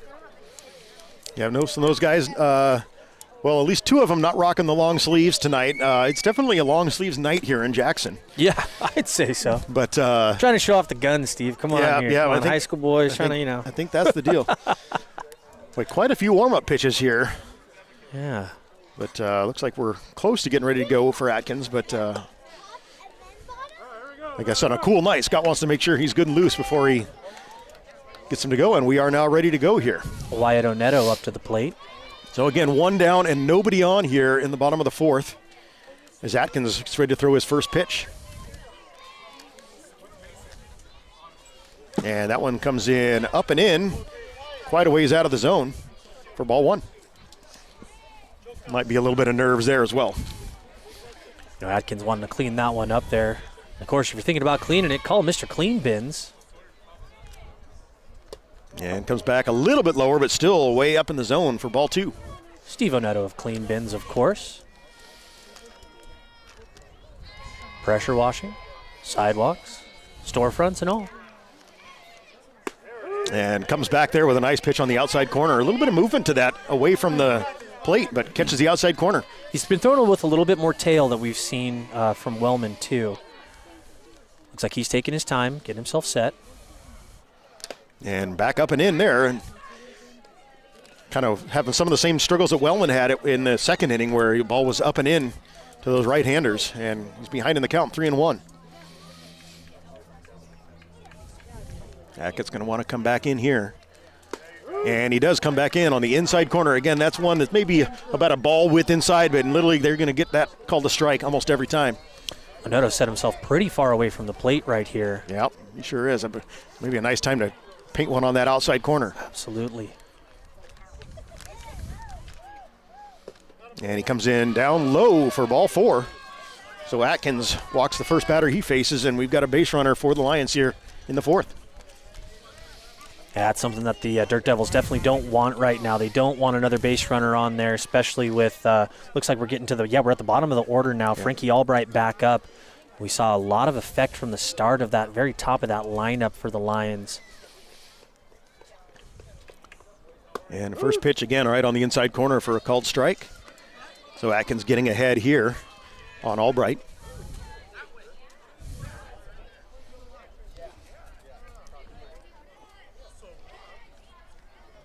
Taking a little more time than Wellman as he's set and now delivers.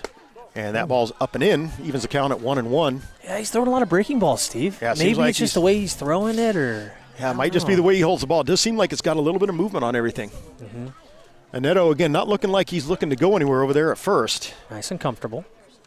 As Albright sits in and fouls that one straight back to us.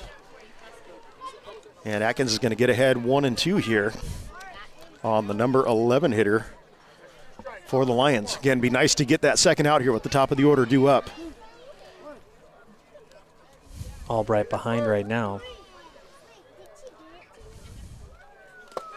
Oh. And we got a foul ball hit right back into Scott there. And where did Albright keeping himself up. Oh, no. He tipped that one.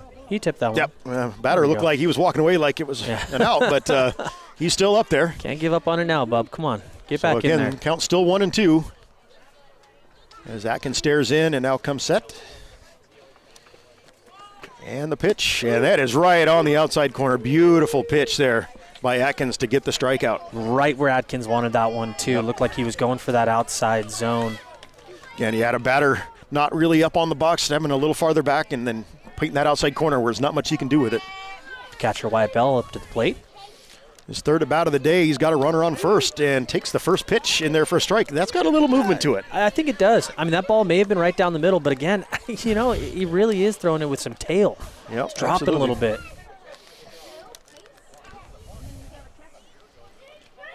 Now set, and the 0-1 pitch, and that is down in the dirt. Fielded nicely there by McCarter. Neto moving off a little bit on that one. Yeah. He kept a Neto there, but if that one goes to the backstop, Neto's probably moving up. So nice save there by McCarter. And that ball comes in up high. Again, not the one of the taller batters here, so that strike zone is going to get a little smaller here with Bell up at the plate. And Atkins is going to have to really try to pitch that ball right to the catcher's glove.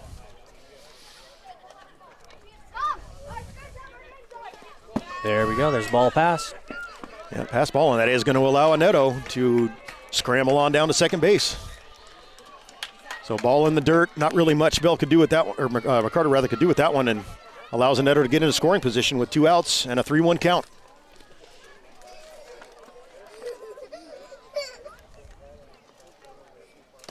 And comes back and gets a swing and a miss there, and that is going to get past the catcher, McCarter, and allow Neto to move all the way up to third base. So now that run only 60 feet away, and another pass ball, and we could have a run across the board here. Tough spot to be right now, too. Full count with 2 outs. Yep. For Bell. Atkins set at the waist and delivers. And they're going to say he did not go. It looks like it was about a half swing there. They're going to say he did not go, and that is going to be ball 4. And that is going to put runners on the corners here with 2 down. And again, start to bring up those runners that have been pesky for the Lions today. That lefty, Jax White, up to the plate. We saw him give a nice line drive up the middle of his last at bat. And another line drive right there into right field for a base hit. That's going to bring a run home as the throw comes into second. But Bell in there safely. And Neto scores. And Neto comes across the score. And again, Jax White has been the sort of the star so far for the Jackson Lions with a couple of really nice hit balls. Milos Maggi up to the plate now. And he's got runners at first and second with 2 down. And the first pitch is inside for a ball. So with these runners on first and second and 2 down, they don't have to worry about holding up if a ball's put in play, so they're going to be off on contact here. Anything goes. Ooh, nice pitch there. Comes in at the top end of the zone, swung on and missed. Long swing by Maggi there. Yeah. That evens the count at 1-1. As Atkins comes set again at the belt. And the pitch.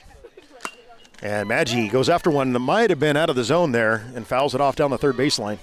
That ball was maybe a little low and in. But yeah, no, he's sending it where you want that. That low and in, you want that thing to go down the third base line. Again, he's sitting there a little early on it. That was another breaking ball we saw from Atkins. Not a comfortable spot for Maggi, though.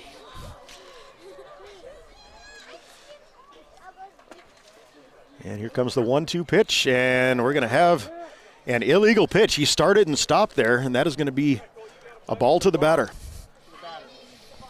So the pitcher in that situation, he starts and fails to deliver the pitch. It's not a balk in the majors level here because the runners are not leading off. So it's not that he's trying to deceive a runner, but it's considered an illegal pitch. So if he starts the windup, he's got to deliver the baseball. And because he didn't, they're going to call an illegal pitch, and that is a ball to the batter. Gotcha. So that's going to even the count at 2-2. Like I say, we're seeing all kinds of stuff here tonight. Yeah, hey, first day, opening day, right? Opening day, we're seeing a little bit of everything. But it looked like he kind of just faltered right there. He was starting, because he's coming out of the stretch. It's not even like he's in a full windup. He's coming from the stretch. He kind of stopped himself, what am I doing here? Gives a little more padding here for Maggi with that 2-2. Not much, though. Coach Wellman coming out talking to Scott, just trying to make sure he understands what happened there, and Scott explained it to him, and we're ready to go here. 2 balls, 2 strikes, 2 down here in the fourth with a 5-1 now lead as that one is all the way to the backstop and is going to allow both runners to advance 60 feet. Boy, maybe maybe that break there got him a little cold, but that was definitely not one of his better pitches, as that one came in well out of the strike zone and allows a couple of Jackson Lions runners to advance. Full count now. And that is going to be ball 4 as that one goes to the backstop, but not going to have anybody advancing on that. Not going to chance it. Not going to chance it here with 2 outs. With your cleanup hitter doing up with the bases loaded. Yeah. They're going to wait and see what Jason Airy can do. We've definitely seen that Denary can put the bat on the ball here. Boy, as a little leaguer, this is what you live for, right? You got the bases loaded and 2 down, and chance to do some damage. So Atkins, again, is set at the waist, and here is his first pitch. And that ball is popped up to short, and that is going to be caught there at short for out number 3. That'll clear the side. Nice catch there by the shortstop. That was Hoyt. Yep, Hoyt is right at him, puts his glove up, makes the catch, and they get out of it with only the 1 run given up, and that, tell you, could have been a lot worse. Yeah. Well, especially, too, you want to get that confidence bred into your new pitcher there with Atkins coming in here. We're at the top of the 5th now. The Jackson Lions, your home ball club, 5 with the Dirt Devils at 1 right now. Dirt Devils do back up. Yeah, the Dirt Devils, I think Trying to remember who. I want to say it was Thomas or Peterson due up, but they had the heart of their order due up last inning, and so Could be Peterson back up here now. I believe it's Peterson. yeah, again with Little League they only play 6 innings here, so we're in the 5th, so running out of time here for the Dirt Devils to get back into this game. Just 6 more outs for the Lions to be able to close this thing out. And so far, it's been a very well-pitched game by the Lions. Absolutely. Denary starting it off, getting his pitch count in. Maggi now coming in. Coach Mike Maggi there catching for his son there. Hey, 2 hands, Coach. Just had to let him know there,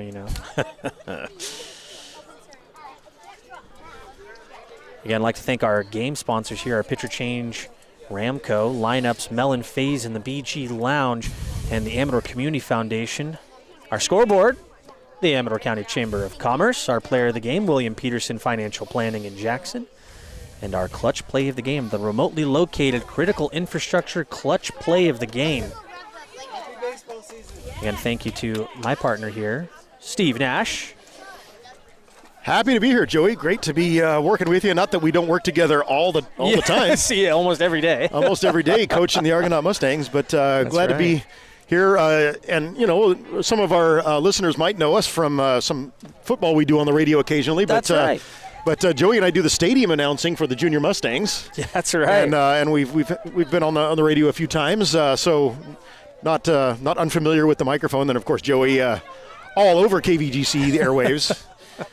But, no, great to be working with you here tonight on a chilly but beautiful evening here in Jackson. You know what? With the weather starting out the way it was earlier today, I was nervous about it, and then it turned into a beautiful evening, Steve.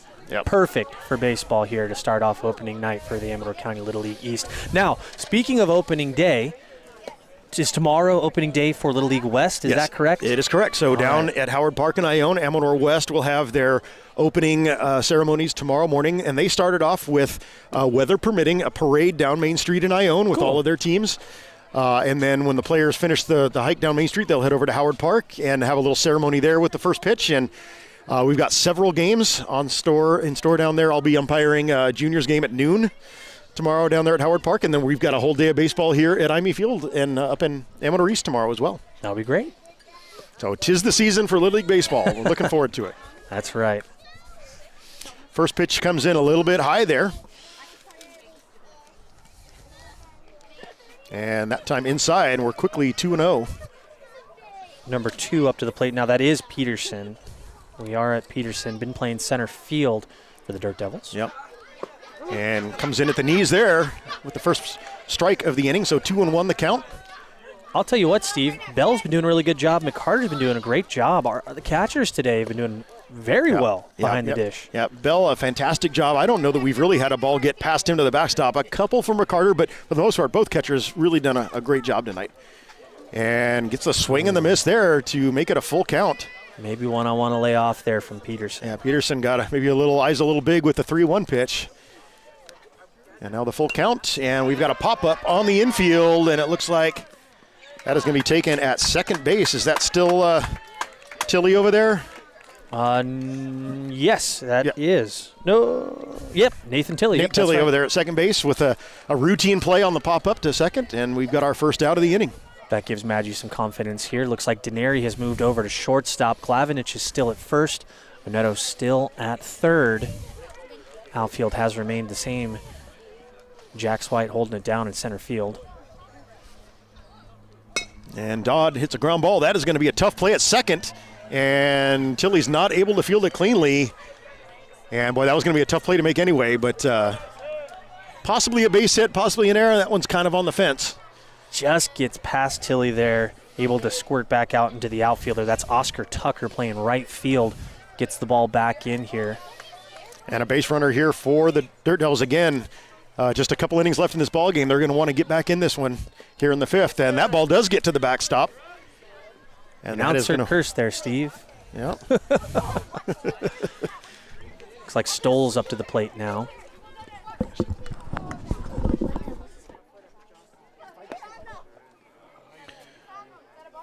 Ball in. Looks like we're 2-0 right now. 2-0 the count. 2-0. 2-0 the count for Maggi. Got our scoreboard operators asking for a little assistance here, and there's a swing and a miss. Boy, a ball maybe a little bit inside, but a healthy cut there. And that's going to be a 2-1 count. Stoll's taking the offering. And a swing and a miss again. Another nice pitch to that one on the outside corner. Nice ball by Maggi there. Yep, Maggi, just like Denary, using that whole plate as you have to here in Little League. And goes back outside, and that one's fouled off. No, that one stayed in the park. Wasn't sure that one. I thought that one popped out, but nope, stayed back in. Right off the screen here. So the count even at 2-2 here. One down here in the fifth inning, at the top of the fifth here for the Dirt Devils. And that ball low and away. Runner taking a look like he maybe was thinking about heading to third base and then heads back. So we've got a full count. Stoll's with the runner in scoring position right now. Yep, definitely looking to try to find a way to bring him home. And that ball is popped up, and that is going to be a foul ball. Lay out for it. Nah, I'm just kidding. Outside of third base, right off the hands on that one. Ball on the inside corner, and he fouled it off. And you can see the batter there, if you're watching on YouTube, wringing his hands a little bit. And, boy, there's a ball right down the middle for call strike 3, and he's not happy that he let that one go. Yeah, good. Again, he's painting the zone there. A little bit low, a little bit on the outside, but a great ball there by Maggi. Exactly where you want to put it, especially when you're behind, kind of behind on the count there. Yep. Give yourself a chance. So 2 down. Martin up. Martin, the number 10 hitter here for the Dirt Devils. Again, 2 down, and he's got a runner in scoring position, so still a chance for the Dirt Devils to make something happen here as we've got a swing and a miss there on a ball on the inside corner. Maggi speeding up his tempo just a little bit. Yep. 1-1 the count. And Maggi again set, and boy, he comes in way high, swung on and missed, and the runner coming into third, but the tag is high. Tag down. It was there in time, but he reaches out. I talked about that earlier. He reaches out instead of down, and the runner gets under it. Right. And that puts the runner on third base, but swing and a miss on the pitch. And then he comes right back and gets a called third strike to end the inning. Yep, that'll sit him down there. Yeah, and on that one, Steve, again, I know it's probably tough to see here on the stream, but again, good throw down by Bell. Yep. Got it to Onetto with time, but Onetto, instead of going down for those feet, trying to swipe him away from the bag, he went for the upper, midsection up to the helmet there. So the runner was safe. Good call there by the third base umpire. That was Mikey Nunez. Yeah, Mikey, the only umpire with the long sleeves out there to make the call today. But again, great job by our umpires tonight. Another good call there by our umpire crew, and with the safe call. So again, another chance with a runner scoring position, and they couldn't get it across for the Dirt Devils. Yeah, Atkins will be strolling out here again, out to the mound.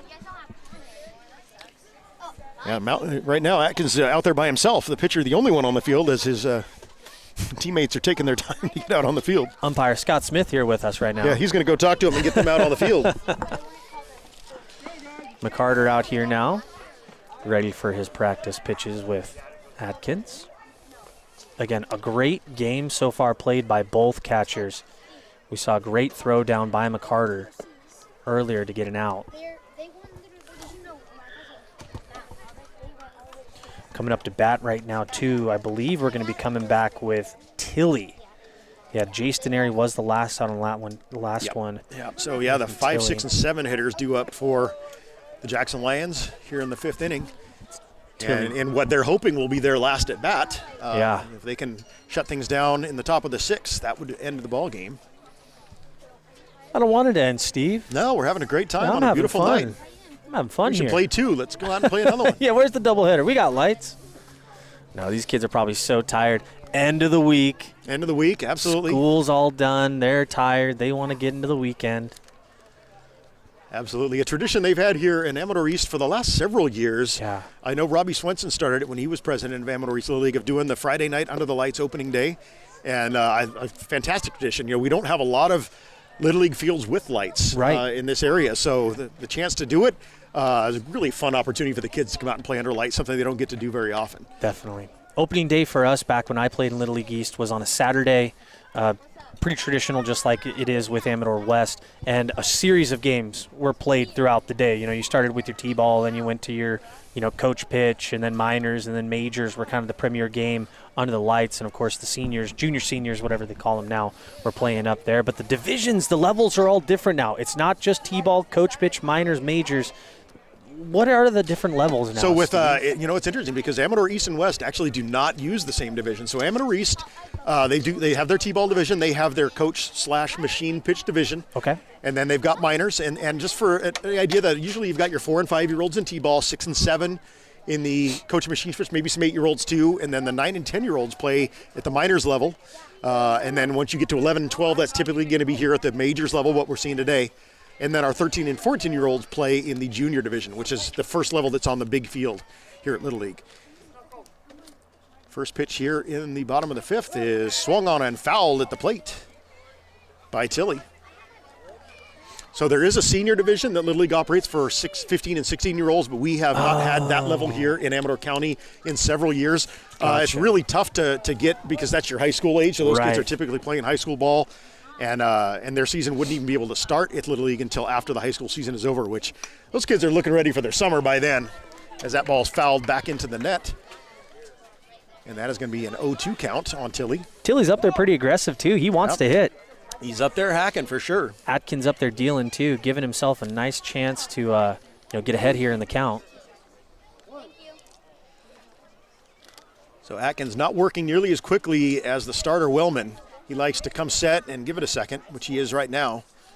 And now winds and delivers. And that one is again fouled back to the screen. So a little battle going on here with Tilly. Tilly's up there to swing for sure. Wellman all over that strike zone too. We've seen 3 great pitches from him, giving Tilly a chance to really foul those second 2 off.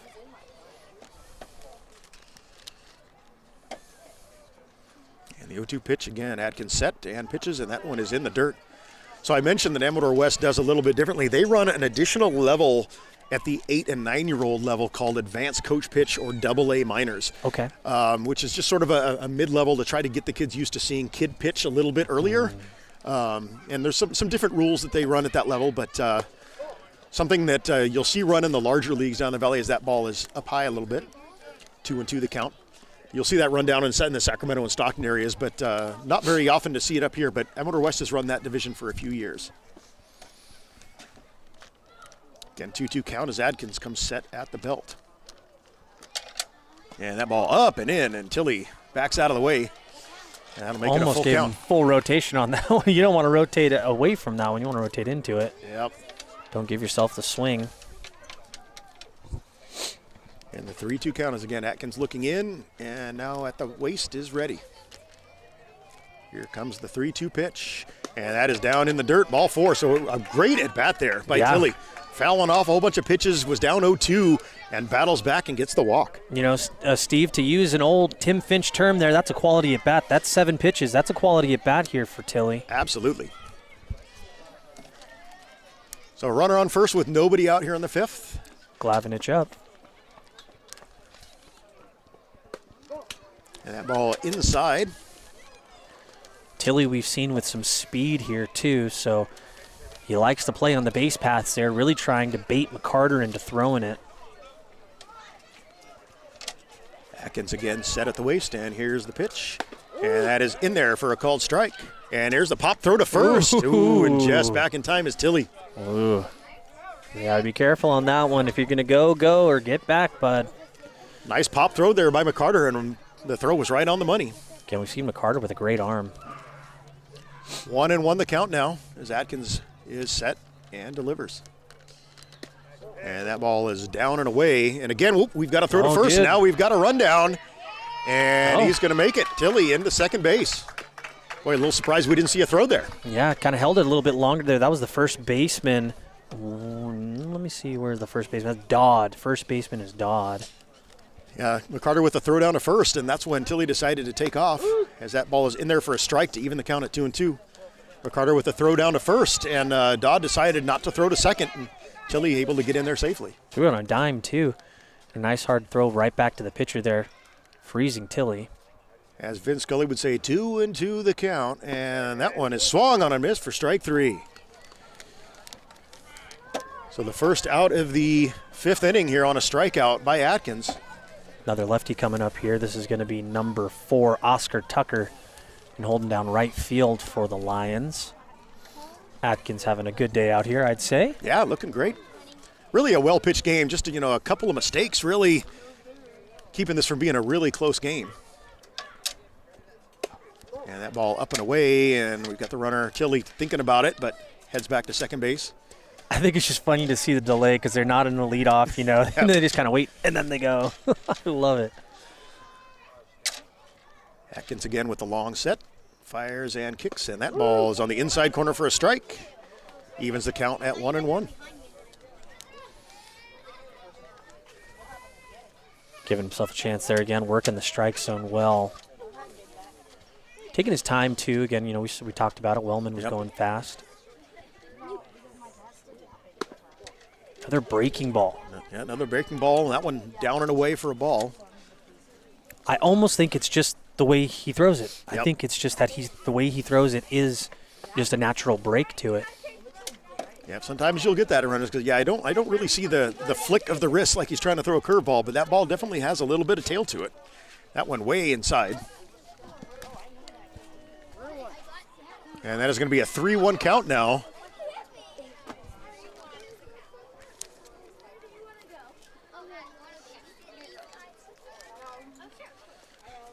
Really take his time on this one. And that ball down in the dirt. And that is going to be ball 4. And with the ball going past the catcher, that's going to allow the runner, Tilly, to move all the way up to third. And we've now got runners on the corners with one out. Of course, don't want to make that overthrow, right? You want to make sure that that kid's staying there at third base. Now, ball's overthrown. Can the kid advance from first to second on that? Yes, absolutely. Okay, he can. Yep. Gotcha. Yeah, at the minors level, if you have an overthrown ball, usually it's kind of the end of the play. But here, and that runner takes off for second, and that's going to send the runner home, and that ball goes into center field. The runner will score, and now that runner coming into third, and he is out on the play at third. Looks like the third baseman got the tag in right as he came into third base there. Run will score there. Great throw by the center fielder there. That's Peterson, able to get it into Wellman. Boy, a lot to unpack, and unfortunately Atkins right back to it. So we've got to get to the balls and strikes here. 0-1 the count. But, the runner took off on that. McCarter with a great throw down to second, but it skips by and goes into center field, allowing the runner from third to score. And that runner tries to go to third, but then thrown out on the play. So a run scored, but an out recorded, as we've now got a couple strikes here. And a swing and a miss and a strikeout for Atkins. Should be 3, should it not? I believe that's 3 outs. Yeah, that is 3 outs right And that there. is the third out. We are at 3 outs right now. So one run across here for the Jackson Lions as they extend their lead to 6-1 as we head to the bottom of the 5th inning. The bottom of the 5th. What am I doing here? Umpire Scott Smith making sure the scoreboard is on. Our scoreboard showed 1 out there, but I think that out at third may have gotten missed up on the scoreboard. So that strikeout was the 3rd out of the inning. Going into the top of the 6th now. Yeah, we are on the top of the 6th. Going in the top of the 6th. Oh, my bad. I did say bottom of the 5th. 5-1. Here. Top of the 6th inning. 6-1 now. Jackson Lions over the Dirt Devils. So I think I was running along this game thinking that our Dirt Devils were the away team, but or the I know. away I team, thought but they were the home team too. I was. So Jackson Lions here in the top of the 6th in the field, and the Dirt Devils will bat. Again, thank you all for listening on KVGC 1340 AM, 96.5 FM, the voice of the Gold Country. Listening online at kvgcradio.com and on the app, KVGC Radio app. Also, thank you again for tuning in on our YouTube live channel, the KVGC YouTube channel. Again, we do live stream baseball games here. We do our high school football games on Friday night, Amador, Argonaut, and Calaveras High Schools. We also do the Board of Supervisors for Amador and the Amador School Board. So interesting thing here with these pitchers, maybe something you've noticed, Joey, but at the Little League level, with the runners not leading off, you would think that the pitchers would just throw from the windup every time, but some pitchers do and some don't. And notice most of these pitchers actually pitching from the stretch, and it's really just a matter of what they're comfortable with. Yeah. With the runner not being able to leave until the ball reaches the plate, there's no real advantage, whereas in traditional baseball, once you start that windup, the runner could go, and you're going to see guys stealing all over the place. But a couple of the pitchers here tonight throwing from the windup and a couple throwing from the stretch. Well, we saw Daenerys start off with the windup. Yep. Now we see Maggi obviously going from the stretch. Wellman kind of had that from the stretch. I mean, he was just a quick boom, kind of an abbreviated, where he didn't fully come set, but and then Atkins fully coming set on all of his. So a lot of times it's just a matter of feeling like they got a little more control of the baseball throwing from the stretch than from the windup. But something they're going to have to learn to do as they get to the higher levels, because you really need that velocity that comes from throwing from the windup. Good little throw there from Bell. Absolutely. Start off the top here of the 6th. Up to bat for the Dirt Devils. I believe this is Thomas.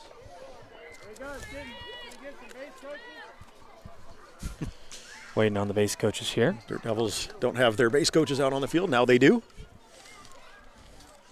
In the dugout talking some strategy here as we're late in the ball game. But Scott's going to want them in their spots for this inning to get started. And first pitch is right down the middle for a called strike. Maggi again proficient with working the strike zone there. Thomas does not want to get behind here. And right on the outside corner, another beautiful pitch for a called strike. And quickly, Maggi ahead 0-2. Right where he doesn't want to be. Working quickly, and we've got a swing and a miss and a 3-pitch strikeout to start the 6th inning. Maggi wasting no time. Confident up there, too. Looking pretty confident up there. Absolutely. Well, he's had good defense behind him today, so there's no reason to not be confident. Pitch comes in probably at the top end of the strike zone, but swung on and missed for a strike. Kleinfelter up to bat right now. So a reminder, we're here in the top of the 6th, which this is the final inning, and if the Jackson Lions as the home team can take care of it here in the top of the 6th, that will be the end of the ball game as they lead it 6-1. Now an 0-2 count. And that one just a bit inside. Breaking Maggi's streak of 5 straight strikes.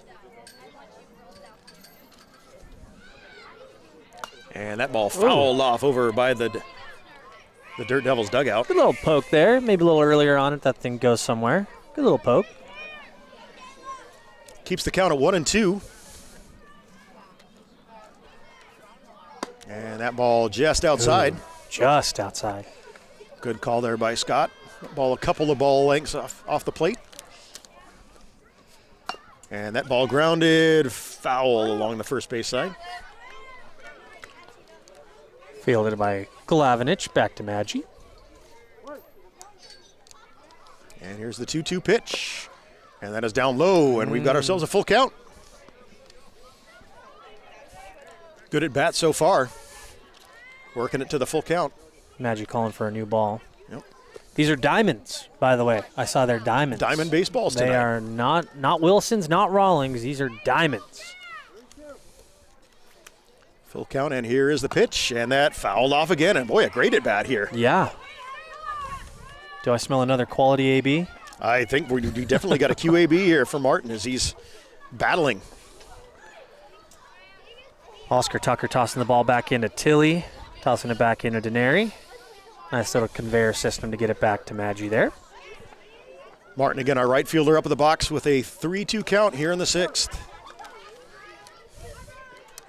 And a swing and a miss at a ball that was probably a little out of the strike zone up high. I don't think he wanted that one, too. He kind of shook his head after that one. Yep. That was a tough one to swing on. Yep. So the pencil bat. Second out, and one of the Victus pencil bats making its appearance here. Yeah. Top of the lineup with Hoyt. Good cut there.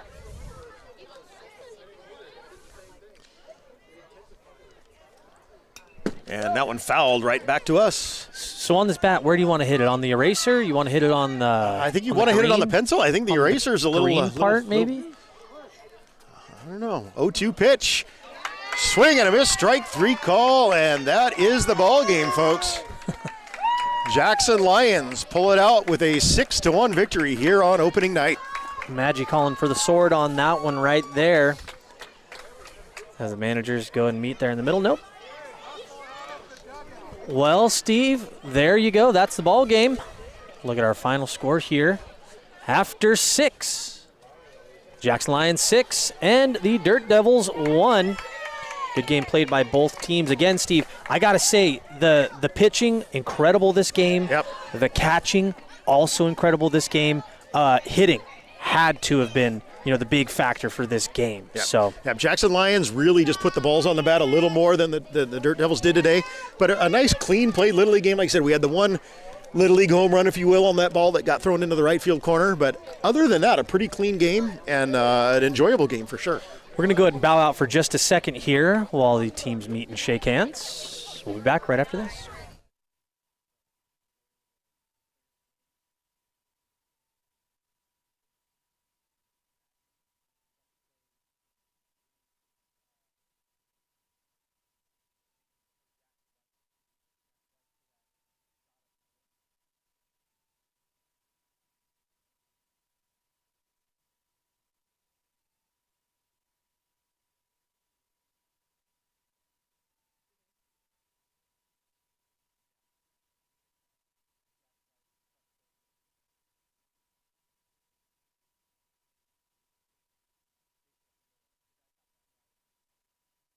Alrighty, folks, we are back. The masters of the minds, I guess you could say. The masterminds. Might as well be. Well, we go ahead and pick our William Peterson Financial Planning Player of the Game and the remotely located critical infrastructure clutch play of the game. Let's go ahead and start with our clutch play of the game.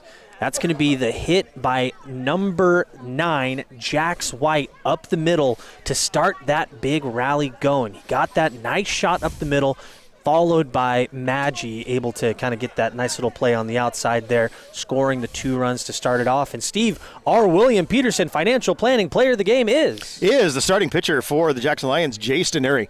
Started the game, was all over the strike zone, pitched a fantastic game, had a nice day at the plate with a couple of nice hit balls, but really going the line share of the pitching and doing a great job for the win tonight for the Jackson Lions. Definitely. Great game tonight, folks. Again, like to thank our sponsors for this evening's event, the Pitching Change Ramco. Lineups were Mellon Faze and the BG Lounge and Amador Community Foundation. The Amador County Chamber of Commerce was our scoreboard sponsor for this player of the game, William Peterson Financial. The remotely located critical infrastructure clutch play of the game, and of course our post game brought to you by Argonaut JV Baseball. Sure, absolutely. Argonaut JV Baseball. Might as well Steve be. Nash. Right on, folks. Well, again, thank you all for joining us on KVGC 1340 AM 96.5, the voice of the Gold Country, kvgcradio.com online, the KVGC radio app, and of course online on our Facebook and our YouTube live channels there. Thank you all for joining us. Steve, anything else you want to close out there? It was a pleasure working with you, Mr. Geedy. Again, a beautiful night for baseball, and looking forward to seeing you back on the field on Monday. Absolutely. We'll be back there on Monday. Another game. We got another game on Monday. The Motherlode League and the Sierra Valley Conference playing a few more games here. Going to get in those rainouts. So looking forward to a great rest of the season and a great rest of the season for the Amador County Little League East. Again, opening day 2025, a great success. In the end, with the final score of 6-1, the Jackson Lions defeat the Dirt Devils. A great game played by both teams, folks. You have a wonderful evening. We'll catch you back here later on. Good luck tomorrow to Amador County Little League West on their opening day, and to all teams across the nation playing Little League now in your upcoming games. Good night, folks.